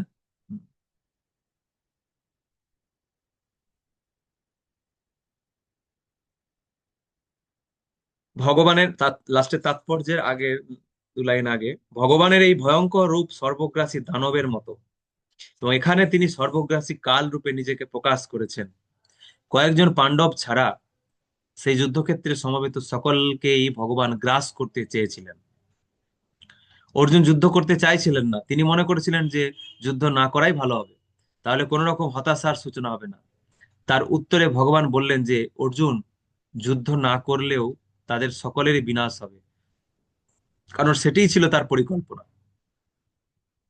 এখানে দেখাচ্ছেন ভগবান যে তুমি যুদ্ধ না করলেও দেখো আমি সকলকে গ্রাস করব, সকলের মৃত্যু হবেই তোমরা পাণ্ডব ছাড়া। তা তোমার যুদ্ধটা করো, তুমি যুদ্ধটা না করার কিছু নেই, কারণ আমি তাদেরকে হত্যা করব, সবকে গ্রাস করব। তসমাৎ তসমাৎ তমুত্তিষ্ঠ যশো লভস্য জিত্বা শত্রুন ভুঙ্খ রাজ্যং সমৃদ্ধম ময়ি বৈতে নিহতা পূর্বমেব নিমিত্তমাত্রং ভব সব্যসাচিন। অতএব তুমি উত্থিত হও এবং যশ লাভ করো, তোমার শত্রুদের পরাজিত করে সমৃদ্ধশালী রাজ্য ভোগ করো। আমার দ্বারা এরা পূর্বেই নিহত হয়েছে, হে সব্যসাচী তুমি কেবল নিমিত্ত মাত্র হও। অর্থাৎ তুমি উত্থিত হও এবং যশ লাভ, যশ লাভ করো মানে তুমি যশস্বী হও। সবকিছু আমিই করে রেখেছি, কিন্তু তুমি যশ লাভ করো, মানে তুমি খ্যাতি লাভ করো, তোমার জয় জয়কার চারিদিকে ছড়িয়ে পড়ো। তুমি কেবল নিমিত্ত মাত্র হও। তুমি মনে করো না যে তুমি সবকিছু করছো, তুমি যুদ্ধ করছো মানে তুমি সকলকে হত্যা করবে, তুমি না, তুমি কেবল নিমিত্ত মাত্র। তুমি তীর চালাচ্ছ বটে, যে তোমার তীরে একটা যোদ্ধাও মরবে না যদি আমি তাদেরকে না মারি। তীরটা তোমার হাত থেকে বেরোচ্ছে বটে, কিন্তু তাদেরকে, তাদের শরীর থেকে আত্মাকে আমি বের করছি, তবে তারা মৃত্যুবরণ করছে। এটা হচ্ছে বিষয়। অর্থাৎ আমরা সমস্ত ক্ষেত্রেই নিমিত্ত মাত্র। অনেক শিক্ষা এর মধ্যে দিচ্ছেন ভগবান। হম যে কোনো কার্য ভগবান কাউকে না কাউকে দিয়ে করান। যদি তার সৎ ইচ্ছা থাকে, সৎ চিন্তা থাকে, আনুগত্য থাকে, তাহলে তাকে দিয়ে ভগবান অনেক কঠিন কঠিন কার্য সাধন করেন। যদি তার আনুগত্য থাকে, ভগবানের প্রতি যদি কারো শরণাগতি থাকে, তাহলে সেই শরণাগত ভক্তকে দিয়েই ভগবান অনেক আহ, উম, কার্য সাধন করেন, যে কার্যগুলো দুরূহ কার্য। যেমন শিল প্রভুপাদকে দিয়ে তিনি সারা বিশ্বে হরিনাম প্রচার করালেন ভগবান। এটা কি ভগবান পারতেন না? চৈতন্য মহাপ্রভু কি এটা পারতেন না? পারতেন, কিন্তু তিনি ভারতের বাইরে গেলেনই না। মহাপ্রভু ভারতবর্ষের বাইরেই গেলেন না, ভারতবর্ষে থেকে প্রচার করলেন। কেন? বাকি কাজটা তিনি তার ভক্তকে দিয়ে করাবেন এবং তার ভক্তের যশ বৃদ্ধি করবেন, এইটা। তদরূপ প্রভুপাদও নিজেকে নিমিত্ত মাত্রই মনে করেছেন। প্রভুপাদও নিজেকে নিমিত্ত মাত্র মনে করেছেন। নিমিত্ত মাত্র হও, এই কথাটিও বিশেষ তাৎপর্যপূর্ণ। এই জগতে সবকিছুই সাধিত হয় পরমেশ্বর ভগবানের ইচ্ছা অনুসারে। মূর্খ ব্যক্তিরা, যাদের যথেষ্ট জ্ঞান নেই, তারা প্রকৃতির কার্যকলাপকে পরিকল্পনাবিহীন এবং প্রকাশিত সবকিছুকে আকস্মিক উদ্ভব বলে মনে করে। তথাকথিত অনেক বৈজ্ঞানিকেরা বলে যে হয়তো এটি এই রকম ছিল বা এরকম হলেও হতে পারে, কিন্তু হয়তো বা হতে পারে, এই ধরনের কোনো প্রশ্নই ওঠে না। এই জড়জগতে একটি নির্দিষ্ট পরিকল্পনা কাজ করছে। এই পরিকল্পনাটি কি? জড়জগৎটি বদ্ধ জীবাত্মাদের জন্য ভগবত ধামে ভগবানের কাছে ফিরে যাওয়ার একটি সুযোগ। যতক্ষণ পর্যন্ত তাদের দাম্ভিক মনোভাবের কারণে তারা জড়জগতের উপর আধিপত্য করতে চায়, ততক্ষণ তারা বদ্ধ। কিন্তু কেউ যখন পরমেশ্বর ভগবানের পরিকল্পনার কথা উপলব্ধি করতে পারেন এবং কৃষ্ণ ভাবনায় ভাবিত হয়ে ভগবানের সেবায় নিয়োজিত হন, তিনি যথার্থ বুদ্ধিমান। জড়জগতের সৃষ্টি কার্য ও বিনাশ কার্য সাধিত হয় ভগবানের উৎকৃষ্ট পরিচালনায়। এই হচ্ছে বিষয়। শ্রী চৈতন্য মহাপ্রভু বলেছেন যে পৃথিবীতে আছে যত নগরাদি গ্রাম সর্বত্র প্রচারিত হইবে মোর নাম। মহাপ্রভু বলেছেন, তার মানে মহাপ্রভু ভবিষ্যৎবাণী করেছেন, মানে মহাপ্রভু কিন্তু সারা বিশ্বে মহাপ্রভুর নাম ছড়াবে, এটা বাস্তব। এখন যারা শরণাগত হবে ভগবানের প্রতি, তাদেরকে দিয়ে ভগবান সেই কাজ করাবেন। যেই যখন শরণাগত হবে তাকেই ভগবান তখন সেই কাজে নিযুক্ত করবে। যখনই আপনি বলবেন আমি একটু নামহট্ট প্রচার করব, আমি গুরুদেবের প্রচারে সাহায্য করব, আরো বেশি বেশি করে গ্রন্থ প্রচার করব, আরো নামহট্ট প্রচার বাড়াবো, যখনই আপনি প্রয়াস কিছু ভাববেন, তৎক্ষণাৎ ভগবান আপনাকে দিয়ে অনেক কাজ করাবে। মানে আপনার ভাবনা চিন্তা বা শরণাগতির উপরে নির্ভর করছে। ভাবনা চিন্তা ভাবলেই হবে না, সঙ্গে সঙ্গে শরণাগত হতে হবে গুরুদেবের প্রতি, ভগবানের প্রতি। তখন ভগবান আপনাকে দিয়ে অনেক কাজ করাবেন এবং আপনার যশ বাড়াবেন। তার মানে এই নয় যে ওইটা আপনি ছাড়া আর কারো পক্ষে সম্ভব নয়, এরকম কিন্তু নয়। কেন ভগবান বলছেন নিমিত্ত মাত্র, প্রচার সবকিছু আমি করে রেখেছি, প্রচার আমি করে রেখেছি, কিন্তু কাকে তিনি কাজে লাগাবেন, কার মাধ্যমে তিনি আহ, সেই সব মানুষের কাছে পৌঁছাবেন, সেটা তিনি যাকে শরণাগত দেখবেন তার মাধ্যমে তিনি পৌঁছে যাবেন মানুষের কাছে, তাকে ব্যবহার করবেন। তো এইভাবে আর ক্রেডিট, কৃপাটা আপনি পাবেন। কেন? আপনি শরণাগত হয়েছেন, ইচ্ছা করেছেন, শরণাগত হয়েছেন, তাই কৃপাটা আপনি পাবেন। যদি আপনি কিন্তু কিছুই করেননি, এখানে ভগবান বলছেন নিমিত্ত মাত্র। কি না অর্জুন, যদি অর্জুনের তাহলে ক্রেডিটটা কোথায়? ক্রেডিট তো কিছু আছে, জীবাত্মার ক্রেডিট কোথায়? জীবাত্মার ক্রেডিটটা হচ্ছে এই, জীবাত্মার কৃতিত্বটা হচ্ছে এই যে সে ভগবানের শরণাগত হতে চেয়েছে, ভগবান তাকে ব্যবহার করুক, এটা সে চেয়েছে, এটাই তার ক্রেডিট। মানুষ যখন চাইবে যে হে প্রভু আমি আপনার শরণাগত হতে চাইছি, আপনি আমাকে আপনার ইচ্ছা মতো ব্যবহার করুন, আপনি আমাকে কিভাবে প্রচারে ব্যবহার করবেন, সবকিছু আপনি আমাকে ব্যবহার করুন, আমি আপনার শরণাগত হতে চাইছি, আমি যেন আপনার শরণাগত হতে পারি। তো এইটা হচ্ছে ভক্তের ক্রেডিট। ভক্ত যখন এইভাবে আনুগত্য হবে ভগবানের প্রতি বা গুরুদেবের প্রতি, তখন তাকে দিয়ে ভগবান অনেক কাজ করবেন, যদিও তার কোনো তার তার কোনো কাজের পিছনে কোনো ক্রেডিট নেই, কাজের ক্রেডিটটা পুরো ভগবানের। তো এখানে এটাই বলছেন। তো সুতরাং এখান থেকে সিদ্ধান্ত হচ্ছে এই যে কোনো সাফল্যের পিছনে আমাদের ভূমিকা তাহলে খুবই নগণ্য। যে কোনো সাফল্য ভগবানের ইচ্ছাতেই হয়, আর ব্যর্থতাটাও ভগবানের ইচ্ছাতেই হয়। একটা শ্লোক ছিল, প্রকৃতে ক্রিয়মানানি গুণই কর্মণি সর্বস্ব অহংকার বিমরাত্মা কর্তাহমিতি মন্যতে। কেউ যখন পরমেশ্বর ভগবানের পরিকল্পনার কথা উপলব্ধি করতে পারেন এবং কৃষ্ণ ভাবনায় ভাবিত হয়ে ভগবানের সেবায় নিয়োজিত হন, তিনি যথার্থ বুদ্ধিমান, তিনি যথার্থ বুদ্ধিমান ব্যক্তি। এ হচ্ছে বিষয়। শিল প্রভুপাদের এই যে গ্রন্থ প্রচার হচ্ছে, ধরুন হ্যাঁ, গ্রন্থ প্রচার হচ্ছে, গ্রন্থটা একজন পাবে, আপনি গ্রন্থটা তার কাছে পৌঁছে না দিলেও অন্য কেউ পৌঁছে দেবে, সে ভগবানের কৃপা পেয়ে যাবে। আপনি যদি পৌঁছে দেন তাহলে আপনি কৃপা পাবেন, না পৌঁছালে অন্য একজন শরণাগত ভক্ত, তাকে দিয়ে ভগবান গ্রন্থটা পৌঁছে দেবে, তো সে কৃপাটা পেয়ে যাবে, আপনি পাবেন না। কোন একটা বাড়িতে ভগবানের নাম প্রচার হবে, কোন একটা গ্রামে বা কোন একটা বাড়িতে কোন একটা এলাকায় নামাট্য প্রচার হবে, আপনি যদি সেইটা দায়িত্ব নেন, আপনি যদি সেটা করার জন্য শরণাগত হন, ভগবানের কাছে ইচ্ছা প্রকাশ করে শরণাগত হন, তাহলে আপনাকে দিয়ে ভগবান ওইটা করবে। আর যদি আপনি বলেন না আমি পারবো না, আমি সাধন ভজন করবো শুধু বাড়িতে বসে, তাহলে অন্য কাউকে দিয়ে ভগবান প্রচার করবে, প্রচার হবে, প্রচার হবে।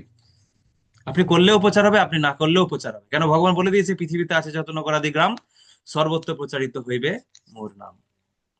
তাহলে যদি আপনি করবেন তাহলে আপনি ভগবানের কাছ থেকে কৃপা পাবেন, আপনার যশ ছড়াবে।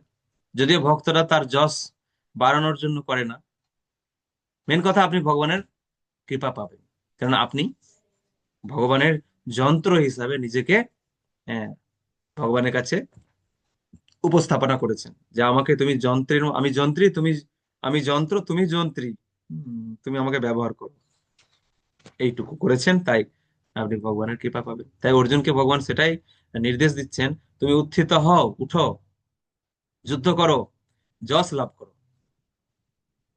তোমার, তুমি কেবল নিমিত্ত মাত্র, তোমার কিছু ক্রেডিট নেই, কিন্তু যশটা তুমি পাও। রাজ্য সুখ ভোগ করো, সমৃদ্ধশালী রাজ্য সুখ ভোগ করো, আর যশ লাভ করো। দ্রোণং চ ভীষ্মং চ জয়দ্রথং চ কর্ণং তথা নপি যোধো বীরান ময়া হতাংস্তং জহিমা ব্যথিষ্ঠা যুধস্য জেতা শিরণে সপত্নান। দ্রোণ, ভীষ্ম, কর্ণ, জয়দ্রথ এবং অন্যান্য যুদ্ধ বীরগণ ইতিপূর্বে আমার দ্বারা নিহত হয়েছে, সুতরাং তুমি বিচলিত না হয়ে তাদের বধ করো। তা নিহত হয়েছে আবার বধ করবে মানে, মানে তুমি নাটক করো, শুধু তুমি শুধু তীর ধনুক চালাও, নাটক করো, ও আমি ওদেরকে সব বধ করবো। তুমি যুদ্ধে শত্রুদের নিশ্চয়ই জয় করবে, অতএব যুদ্ধ করো।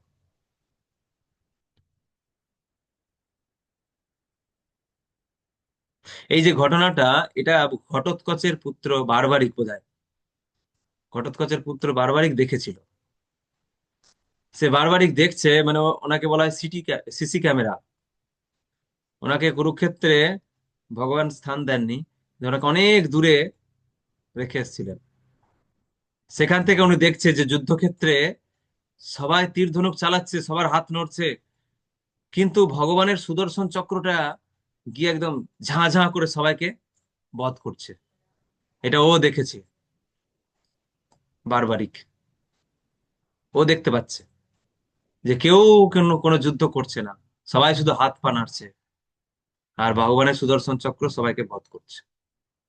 তো সেটা ভগবান এখানে বললেন যে তুমি বিচলিত না হয়ে তাদের বধ করো, মানে যুদ্ধ করো।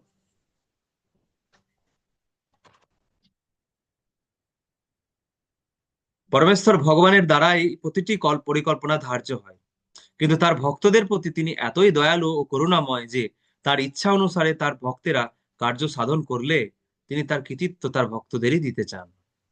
মানে ভগবানের ইচ্ছা অনুসারে যদি করেন কেউ, তাহলে কৃতিত্বটা ভক্ত পাবে। ভগবান তার ভক্তকে কৃতিত্ব দেন। অতএব জীবনকে এমন ভাবে পরিচালিত করা উচিত যে প্রতিটি মানুষই যেন কৃষ্ণ ভাবনাময় হয়ে কার্য সাধন করতে পারেন এবং সদ্গুরুর মাধ্যমে পরমেশ্বর ভগবানকে হৃদয়ঙ্গম করতে পারেন। পরমেশ্বর ভগবানের পরিকল্পনাগুলি তার কৃপার প্রভাবেই বুঝতে পারা যায়। ভগবানের পরিকল্পনা ও ভগবত ভক্তের পরিকল্পনার মধ্যে কোনো পার্থক্য নেই। এই ধরনের পরিকল্পনা অনুসরণ করা উচিত এবং তার ফলে জীবন সংগ্রামে জয়ী হওয়া যায়। সঞ্জয় উবাচ এতশ্রোত্রা বচনং কেশবস্য কৃতাঞ্জলির্বেপমানঃ কিরীটি নমস্কৃত্বা ভূয় এবাহ কৃষ্ণং সগদ্গদং ভীতভীতঃ প্রণম্য। সঞ্জয় ধৃতরাষ্ট্রকে বললেন, হে রাজন, ভগবান শ্রীকৃষ্ণের এই বাণী শ্রবণ করে অর্জুন ভীত চিত্তে ও কম্পিত কলেবরে কৃতাঞ্জলি পুটে প্রণাম করে গদগদ ভাবে শ্রীকৃষ্ণকে বললেন। এইবার অর্জুন সাহস পেয়েছে। ভগবানের এই কথা শুনে অর্জুন ভয় পাচ্ছে, ঠিক আছে, কিন্তু উম গীতাঞ্জলি ফুটে ভগবানকে প্রণাম করছে কম্পিত কলেবরে। এখনো কাঁপছে ভয়, এখনো ভয়ে কাঁপছে যে ভগবান সবকিছু বধ করবে। আরে বাবা! অর্জুন উবাচ স্থানে ঋষিকেশ তব প্রকৃতা জগৎ প্রহিসত্যনুরজ্যতে চ রক্ষাংসে ভীতানি দিশো দ্রবন্তি সর্বে নমস্যন্তি চ সিদ্ধ সংঘা। অর্জুন বললেন, হে ঋষিকেশ, তোমার মহিমা কীর্তনে সমস্ত জগৎ হৃষ্ট হয়ে তোমার প্রতি অনুরক্ত হচ্ছে। রাক্ষসেরা ভীত হয়ে নানা দিকে পলায়ন করছে এবং সিদ্ধরা তোমাকে নমস্কার করছে। এই সমস্ত যুক্তিযুক্ত,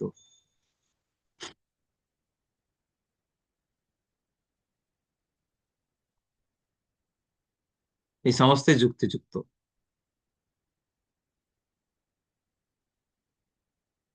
কস্মাচ্চ তেন ন মেরন্মহাত্মন গরীয়সে ব্রহ্মণোপাধিকর্তে অনন্ত দেবেশু জগন্নিবাস তমক্ষরং সদসত্তৎ পরং যৎ।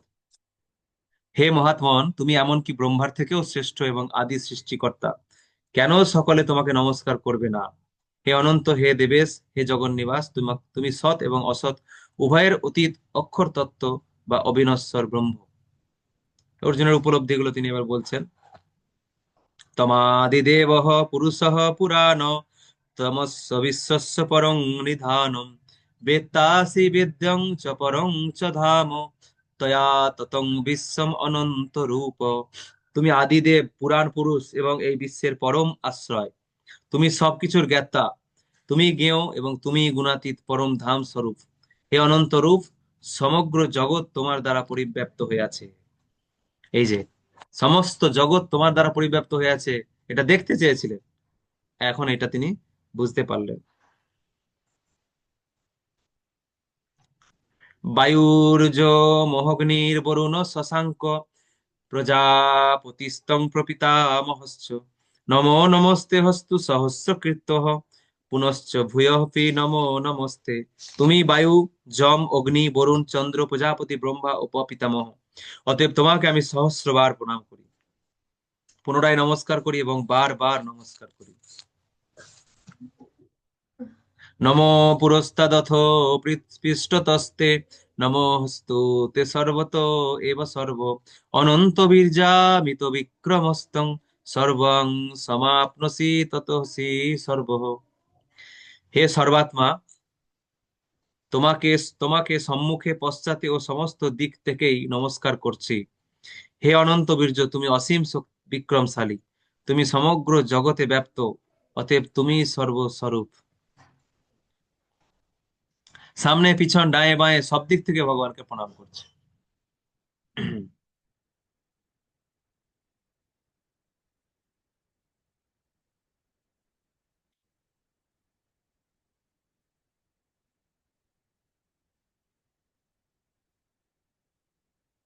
সখেতি মত্বা প্রসভং যদুক্তং হে কৃষ্ণ হে যাদব হে সখেতি অজ্ঞানতা মহিমানং তবেদং ময়া প্রমাদাৎ প্রণয়েন বাপি যচ্চাবহাসার্থমসৎকৃতোসি বিহার সজ্জাসন ভোজনেষু একথবা পচ্যুত তৎসমক্ষং তৎক্ষাময়ে তামহম প্রমেয়ম। তোমার মহিমা না জেনে, সখা মনে করে তোমাকে আমি প্রগল্ভ ভাবে হে কৃষ্ণ হে যাদব হে সখা বলে সম্বোধন করেছি। প্রমাদ বশত অথবা প্রণয় বশত আমি যা কিছু করেছি তা তুমি দয়া করে ক্ষমা করো। বিহার, শয়ন, উপবেশন ও ভোজনের সময় কখনো একাকী এবং কখনো বন্ধুদের সমক্ষে আমি যে তোমাকে অসম্মান করেছি, হে অচ্যুত, আমার সেই সমস্ত অপরাধের জন্য তোমার কাছে ক্ষমা প্রার্থনা করছি। এখন অর্জুন পুরোপুরি বুঝতে পেরে গেছেন যে হ্যাঁ, ইনি সমস্ত বিশ্ব ব্রহ্মাণ্ডের মালিক, সবকিছু এনার থেকেই সৃষ্টি। তাহলে এনাকে আমি যে অপমান করেছি, বন্ধু মনে করে হে কৃষ্ণ হে যাদব হে সখা বলেছি, তার জন্য ক্ষমা প্রার্থনা করছি। আচ্ছা, হে কৃষ্ণ হে যাদব হে সখা বলেছেন, তাতে অপরাধটা কি হয়েছে? তাতে এইটার জন্য আবার অর্জুন ক্ষমা চাইছেন কেন?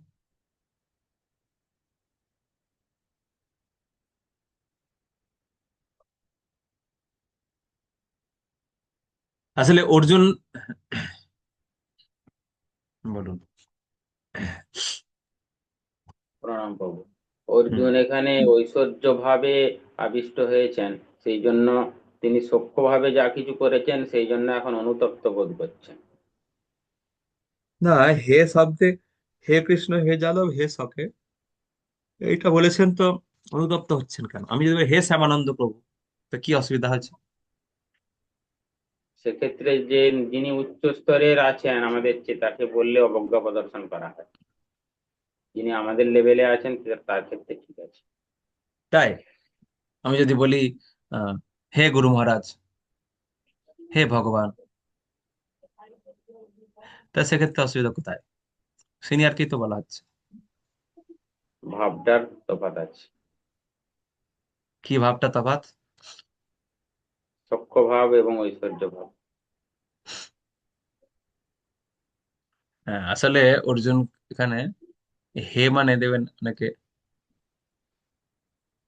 হে ছোকরা কি ব্যাপার, হে শব্দে অনেক সময় আহ তাচ্ছিল্য করা হয়, তুই তাকারি করা হয়। যে যাকে তুই তাকারি দিয়ে কথা বলে তাকে অনেক সময় হে শব্দটা ব্যবহার করে। অর্জুন সেইভাবে ভগবানকে এতদিন হে শব্দটা ব্যবহার করেছেন। তো সেই জন্য অর্জুনের এখন খারাপ লাগছে, কারণ আমরা এই হে শব্দটা ব্যবহার করি। আমরা ভগবানকে প্রভু জ্ঞানে আমরা হে শব্দটা ব্যবহার করি, আর অর্জুন বন্ধু জ্ঞানে হে শব্দটা ব্যবহার করেছে এর আগে। তাই সেটার জন্য তিনি ক্ষমা প্রার্থনা করছেন। পিতা শ্রীলোকস্য চরাচরস্য তমস্য পূজস্য গুরুর গরিয়ান ন তৎসমস্ত ভধিখ কুতহন্য লোকত্রয়েহ প্রতিম প্রভাব। হে অমিত প্রভাব, তুমি এই চরাচরে জগতের পিতা, পূজ্য, গুরু ও শ্রেষ্ঠ। ত্রিভুবনে তোমার সমান আর কেউ নেই, অতএব তোমার থেকে শ্রেষ্ঠ অন্য কে হতে পারে। তস্মাৎ প্রণম্য প্রণিধায় কায়ং প্রসাদয়ে তামহমি সমিড্ডম পিতেব পুত্রস্য সখেব সখ্যু প্রিয় প্রিয়াহর্ষি দেব সডুম। তুমি সমস্ত জীবের পরম পূজ্য পরমেশ্বর ভগবান, তা আমি তোমাকে দণ্ডবত প্রণাম করে তোমার কৃপা ভিক্ষা করছি। হে দেব পিতা, হে দেব পিতা যেমন পুত্রের, সখা যেমন সখার, প্রেমিক যেমন প্রিয়ার ধৃষ্টতা বা অপরাধ ক্ষমা করেন, তুমিও সেভাবে আমার অপরাধ ক্ষমা করতে সমর্থ। অর্জুন ক্ষমা চাইছেন আবার। অদৃষ্ট পূর্বং ঋষিতোऽস্মি দৃष्ट्वा ভয়েন চ প্রব্যথিতং মনো মে তদেব মে দর্শয় দেবরূপং প্রসীদ দেবেশ জগন্নিবাস। অদৃষ্ট পূর্ব তোমার এই বিশ্বরূপ দর্শন করে আমি আনন্দিত হয়েছি, কিন্তু সেই সঙ্গে আমার মন ভয়ে বিচলিত হয়েছে। তাই হে দেবেশ, হে জগন্নিবাস, আমার প্রতি প্রসন্ন হও এবং পুনরায় পরমেশ্বর ভগবান রূপে আমাকে দর্শন দান করো। তাহলে আবার সে আগের রূপ, দ্বিভুজ মুরলীধারী যে কৃষ্ণের রূপ, সেটা আবার দর্শন করতে চাইছেন অর্জুন।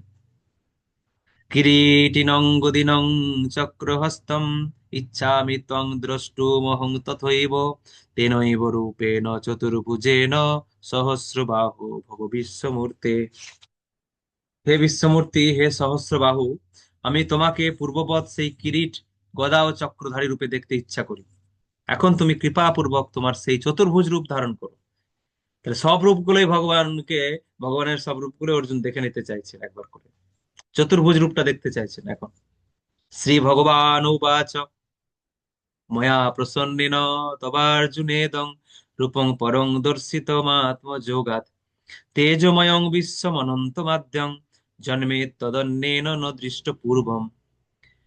শ্রী ভগবান বললেন, হে অর্জুন, আমি প্রসন্ন হয়ে তোমাকে আমার অন্তরঙ্গা শক্তির দ্বারা জড়জগতের অন্তর্গত এই পরম রূপ দেখালাম। তুমি ছাড়া পূর্বে আর কেউই এই অনন্ত আদি ও তেজময় রূপ দেখেনি। এরকম রূপ আগে কেউ দেখেনি, বুঝতে পারছেন? একদম পুরো বিশ্বরূপের ফুল ভার্সন দেখালেন। মা যশোদাকে কিছুটা দেখিয়েছিলেন, মাটি খাওয়ার পরে ভগবান যখন হাঁ করেছিলেন, মা যশোদা কিছুটা ভার্সন দেখেছিলেন, পাঠ, বিশ্বরূপের একটা পাঠ। এখানে ফুল ভিডিও দেখালেন। তোমার প্রতি প্রসন্ন হয়ে আমি তোমাকে আমার অন্তরঙ্গা শক্তির দ্বারা জড়জগতের অন্তর্গত এই পরম রূপ দেখালাম। এই পরম রূপটা হচ্ছে জড়জগতের অন্তর্গত, এটা চিন্ময় রূপ নয়। নবেদ যজ্ঞাধয় নৈর্ন দানৈ ন চ ক্রিয়ার্ভির্ন তপোভিরুগ্রৈ এবং রূপ সকং সকং অহং নিলোকে দ্রষ্টুং তদন্যেন কুরু প্রবীর। হে কুরুশ্রেষ্ঠ, ইতিপূর্বে তুমি ছাড়া আমার এই বিশ্বরূপ অন্য কেউ কখনো দর্শন করতে পারেনি। কেননা বেদ অধ্যয়ন, যজ্ঞ, দান, পুণ্যকর্ম, কঠোর তপস্যার দ্বারাও এই জড়জগতে কেউই এই রূপ দর্শন করতে সমর্থ নয়। এই রূপ দর্শন ভগবান সকলকে দেন না।